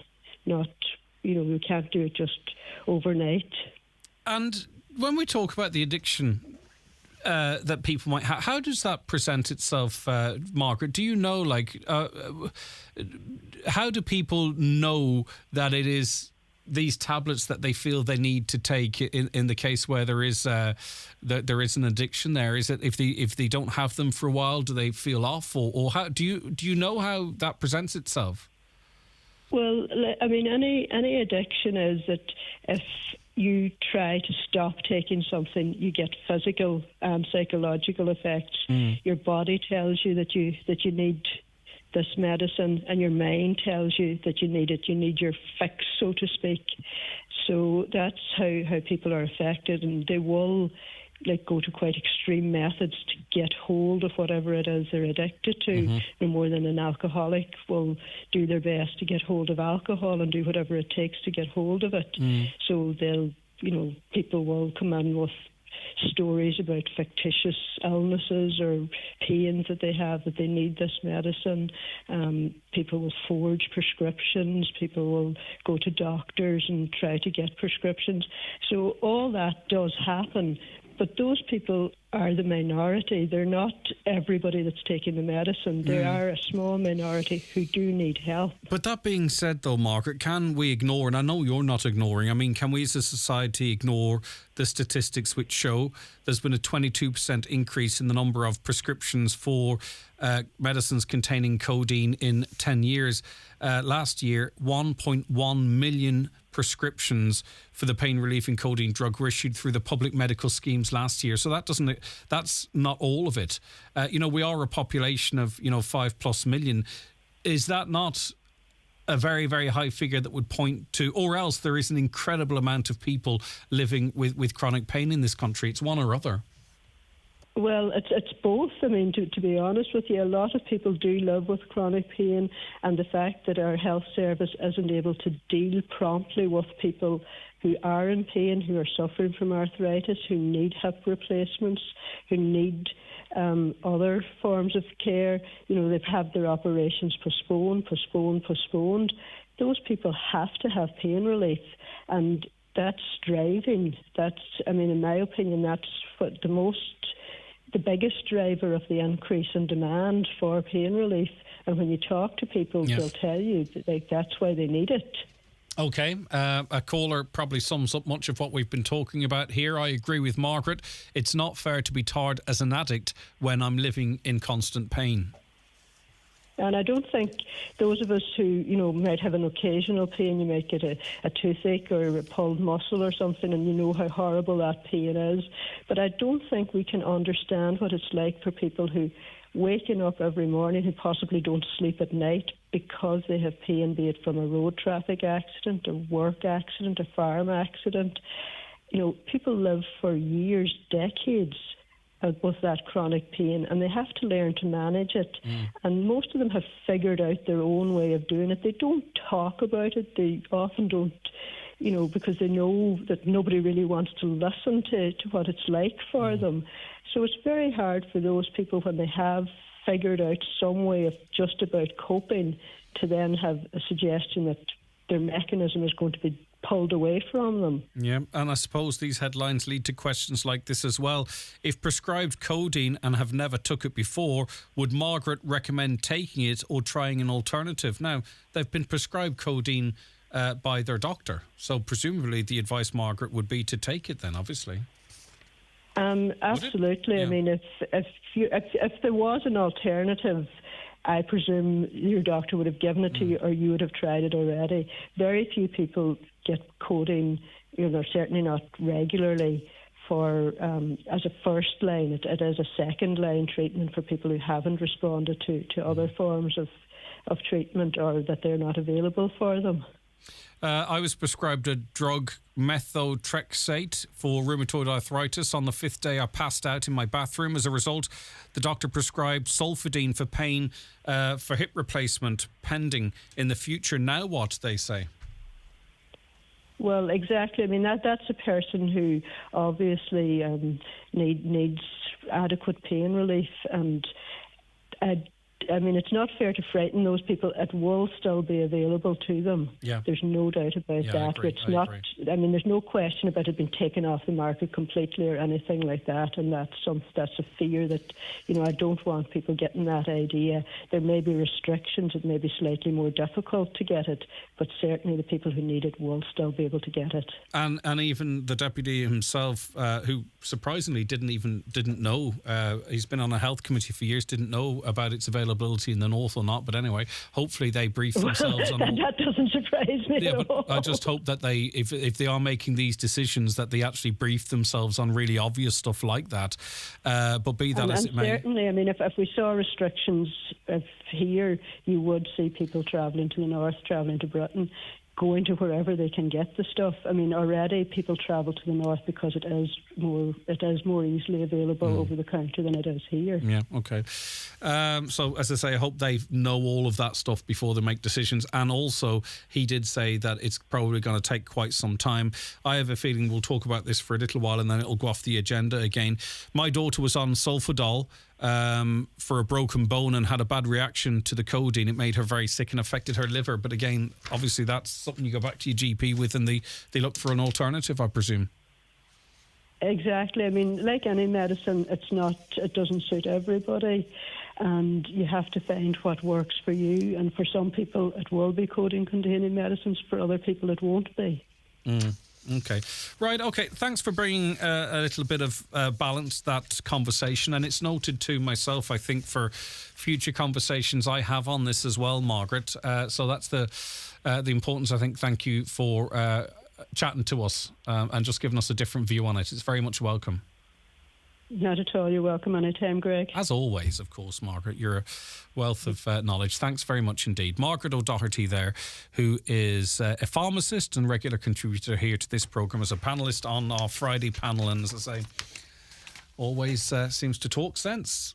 Blow to Feed and Straw Supplies. For more in your Farmer's Journal, here's Paul Mooney. 400,000 straw bales and 500,000 tonnes of grain lost as government policy fails. Massive variation in feed prices. Find out if you're paying too much. Fears for farm incomes as supermarkets slash butter and milk prices. How the Fair Deal scheme can affect farm transfers. Plus, why people building one-off homes in rural Ireland are set to save thousands. All in this week's Irish Farmer's Journal, your media brand of the year. Hyundai has just made history, with Hyundai Ioniq 6 winning World Car Design of the Year, World Electric Car of the Year, and overall World Car of the Year 2023. Becoming the first brand ever to achieve all three prestigious accolades 2 years in a row, after Ioniq 5's triple win in 2022. History made by the same brand behind Tucson, Ireland's best-selling car. Hyundai, a class apart. Your local dealer is Divers Hyundai, Canal Road, Letterkenny. Call 91 22 600. Check out the new spring-summer ranges, now in stock at Watson Menswear, Letterkenny. Top casual brands include Mishmash, Sixth Sense, Tommy Bow and Penguin. If you're going to a wedding or other big event, formal wear names include Rimusumo, Andre and White Label. Special packages are available for wedding parties. Watson Menswear, open 7 days a week on Main Street, Letterkenny and at watsonmenswear.com. Okay, you're very welcome back to the 9 till noon show here on Highland Radio. It's great to have you on board listening, and some of you watching, of course. We really appreciate that. And just don't forget, if you miss any of the show and you want to listen back, we podcast the programme on our website, highlandradio.com, every day. We split it up into 3 hours for ease for you. And also you can watch it back on our YouTube or Facebook channel, so no excuses to miss a thing. Right, a caller says, I think the ball was dropped on codeine. Anyone can become dependent, and it's important we recognise more addictive medications. Indeed. So also we've been having the conversation on social media. Communion season, of course, right upon us. Costly one-day affair is the question. Elaine said, my children donated a third of their communion money they received on the day to Mary's Meals, and that was their choice. Well, what fine children you've raised. Fair play. Greg, I put €10 in cards for my grandchildren. My friends do the same. I don't agree with putting any more in cards. Kids are bragging at school and about getting €50 and more. I think 10 is perfectly fine. And you know what? If 10 is not enough, well, the kids need a reality check, because life gets tough as you get older and there isn't always an abundance of money, is there? I think you're a very generous grandmother. I think 10's a nice amount. This caller says communions are now turning into mini weddings with many, not all, trying to outdo each other with the style. the party, the entertainment, the presents. I just wonder to myself how much emphasis is put on the actual meaning of receiving the sacrament of First Holy Communion as it puts into organising the actual event. That's only my opinion. Well, I think, I was going to say, I remember. It's that blooming long ago since I was going through that ritual in school. Not ritual, do you know what I mean? That sounds like I'm being condescending or something, but I'm not. There was a big focus on the religious side of it. Of course, then parents at home, if it's their will, also have a role to play too, don't they? We can't leave it all up to the teachers who've got loads of different classes to fit in. I just like the idea, with people recently making the confirmations and what have you, whereby it's done in the school uniform and then everybody is equal and it removes that competition. And communion's different in that it's an important big day and people want to be able to dress up. I don't know. But anyway, let us know what you think. 086 60 25,000. I just like us all sort of being equal and I just remember back when we were going to school, even then there was great competition and we didn't have, we were well looked after, don't get me wrong, but there was lots of hand-me-downs and all stuff like that there, and you would be sort of not picked on, but being seen as different for not having the same clothes someone else might have. Tidy town stuff and general environment. A group and I volunteer to clean up the Gorta Hawk area, and at least 3 times a week there are takeaway bags, containers and food waste on the side of the road. It's extremely disheartening.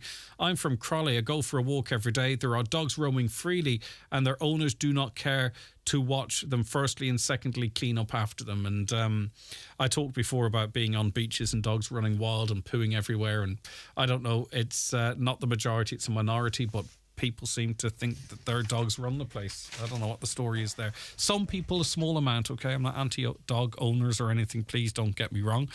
But what about then the role of takeaways in all of this then? Is there a role for them? What could be done? Because time and time again, it's the curry, those silver curry trays or the bags or the burger boxes or whatever it might be. We've got hundreds and hundreds of fantastic volunteers that are going around every weekend having to pick this stuff up. What could or should takeaways, fast food joints be doing to help, even in awareness or the type of boxes or number plates on the boxes, and they have to be able to play a role, don't they? John is on watching us on Facebook. He said, well said, Margaret, indeed. And I just want to say good morning too to Kathleen. Good morning to you. Thank you very much for watching with us here. Liz, commenting on the situation at Letterkenny University Hospital. Liz says that man's right. It's the management in the hospital that needs to sort this out. There has to be change. Celia also commenting, fair play to that man for speaking out about the hospital. Hilda, where are RTDs to answer on how bad Letterkenny Hospital is? Good morning to you, Charlie, as well, back watching in Edinburgh, having spent 4 weeks in Gweedore, blessed with the weather, he tells us. Beth, good morning to you as well. Anita, hope you have a great day. Thank you very much for joining us. Annie is there as well, as is Paul, often first to comment in the mornings. Paul, a very good morning to you as well. Caller says the 3 lights are still out on the main road outside Red Door in Fawn. It will soon be 2 years and still waiting. Is there anyone you know who could sort these out? Thank you. Now, I'm not familiar with the Red Door's actually somewhere where I want to go, I think, if it's the same place I'm thinking of. But the lights are out in Fawn. What's going out? Are these public lights, street lights? Leave that with us. We'll chase that up. So it is 3 street lights. If you can text back, just to give us a little bit more detail, and we can certainly try and sort that out for you. A caller says, if the nurses and doctors and consultants said today we have had enough, we can't stick this any longer, what would happen then? Forget about spending €10 million on a project in Ballybofey that's not going to benefit anyone really, other than people who have time on their hands to sit on benches and look around themselves. The health system is falling down around us, and then there is money that's received from government spent on silly stuff. Get the priorities sorted first, then spend money on the non-necessary stuff. Now, I get exactly what you're saying, okay? But you can't think for one moment, if that development development in Ballybofey were to not go ahead, that money would be spent on the hospital. It's like the housing crisis and what we're doing in terms of housing refugees or what have you. Not doing that doesn't mean houses get built. Not building this new open space in Ballybofey doesn't mean the hospital gets sorted. The country's awash with money, we're told, and yet still the money or the will can't be found to fix the problems. So as I say, not progressing what's happening in Ballybofey, would not impact the hospital. There's enough money for both. I drive a 151 diesel car, says this listener. My mechanic, who has over 60 years of experience, stuck his fingers into the exhaust pipes and both of them came out as clean as they went in. The mechanic looked at me and said, "Where's your pollution there?" Would love to know everyone else's thoughts on this. Okay, well, I would bow to the authority of your mechanic, but it's the particles that you can't see that are the ones that are apparently most damaging. A caller says, I remember a few years ago asking in a pharmacy for a bottle of cough mixture with codeine, costing perhaps around €5, they say. It required a doctor's prescription. I then had to drive over a 30 round trip, I'm not sure if that's miles or minutes, paid over €50 for a doctor's prescription, and then went to buy the cough mix. The cost would soften any cost. Now, I don't know how long ago that is or what that was, but an interesting story nonetheless. A caller says, I would rather stay sick at home than go to the ED. I'm actually quite emotional about it. Please, I understand where you're coming from, but in us trying to highlight people's concerns and experiences in a snapshot of time, I would never want it to discourage anyone going to the ED if they were sick. So please, if you do feel you need the hospital, get along to it. And finally, let's finish off with a request. Can you play a request for Seamus and Susan Martin in Drumnacraig, Fanet, who are celebrating their 25th wedding anniversary today? Enjoy the day.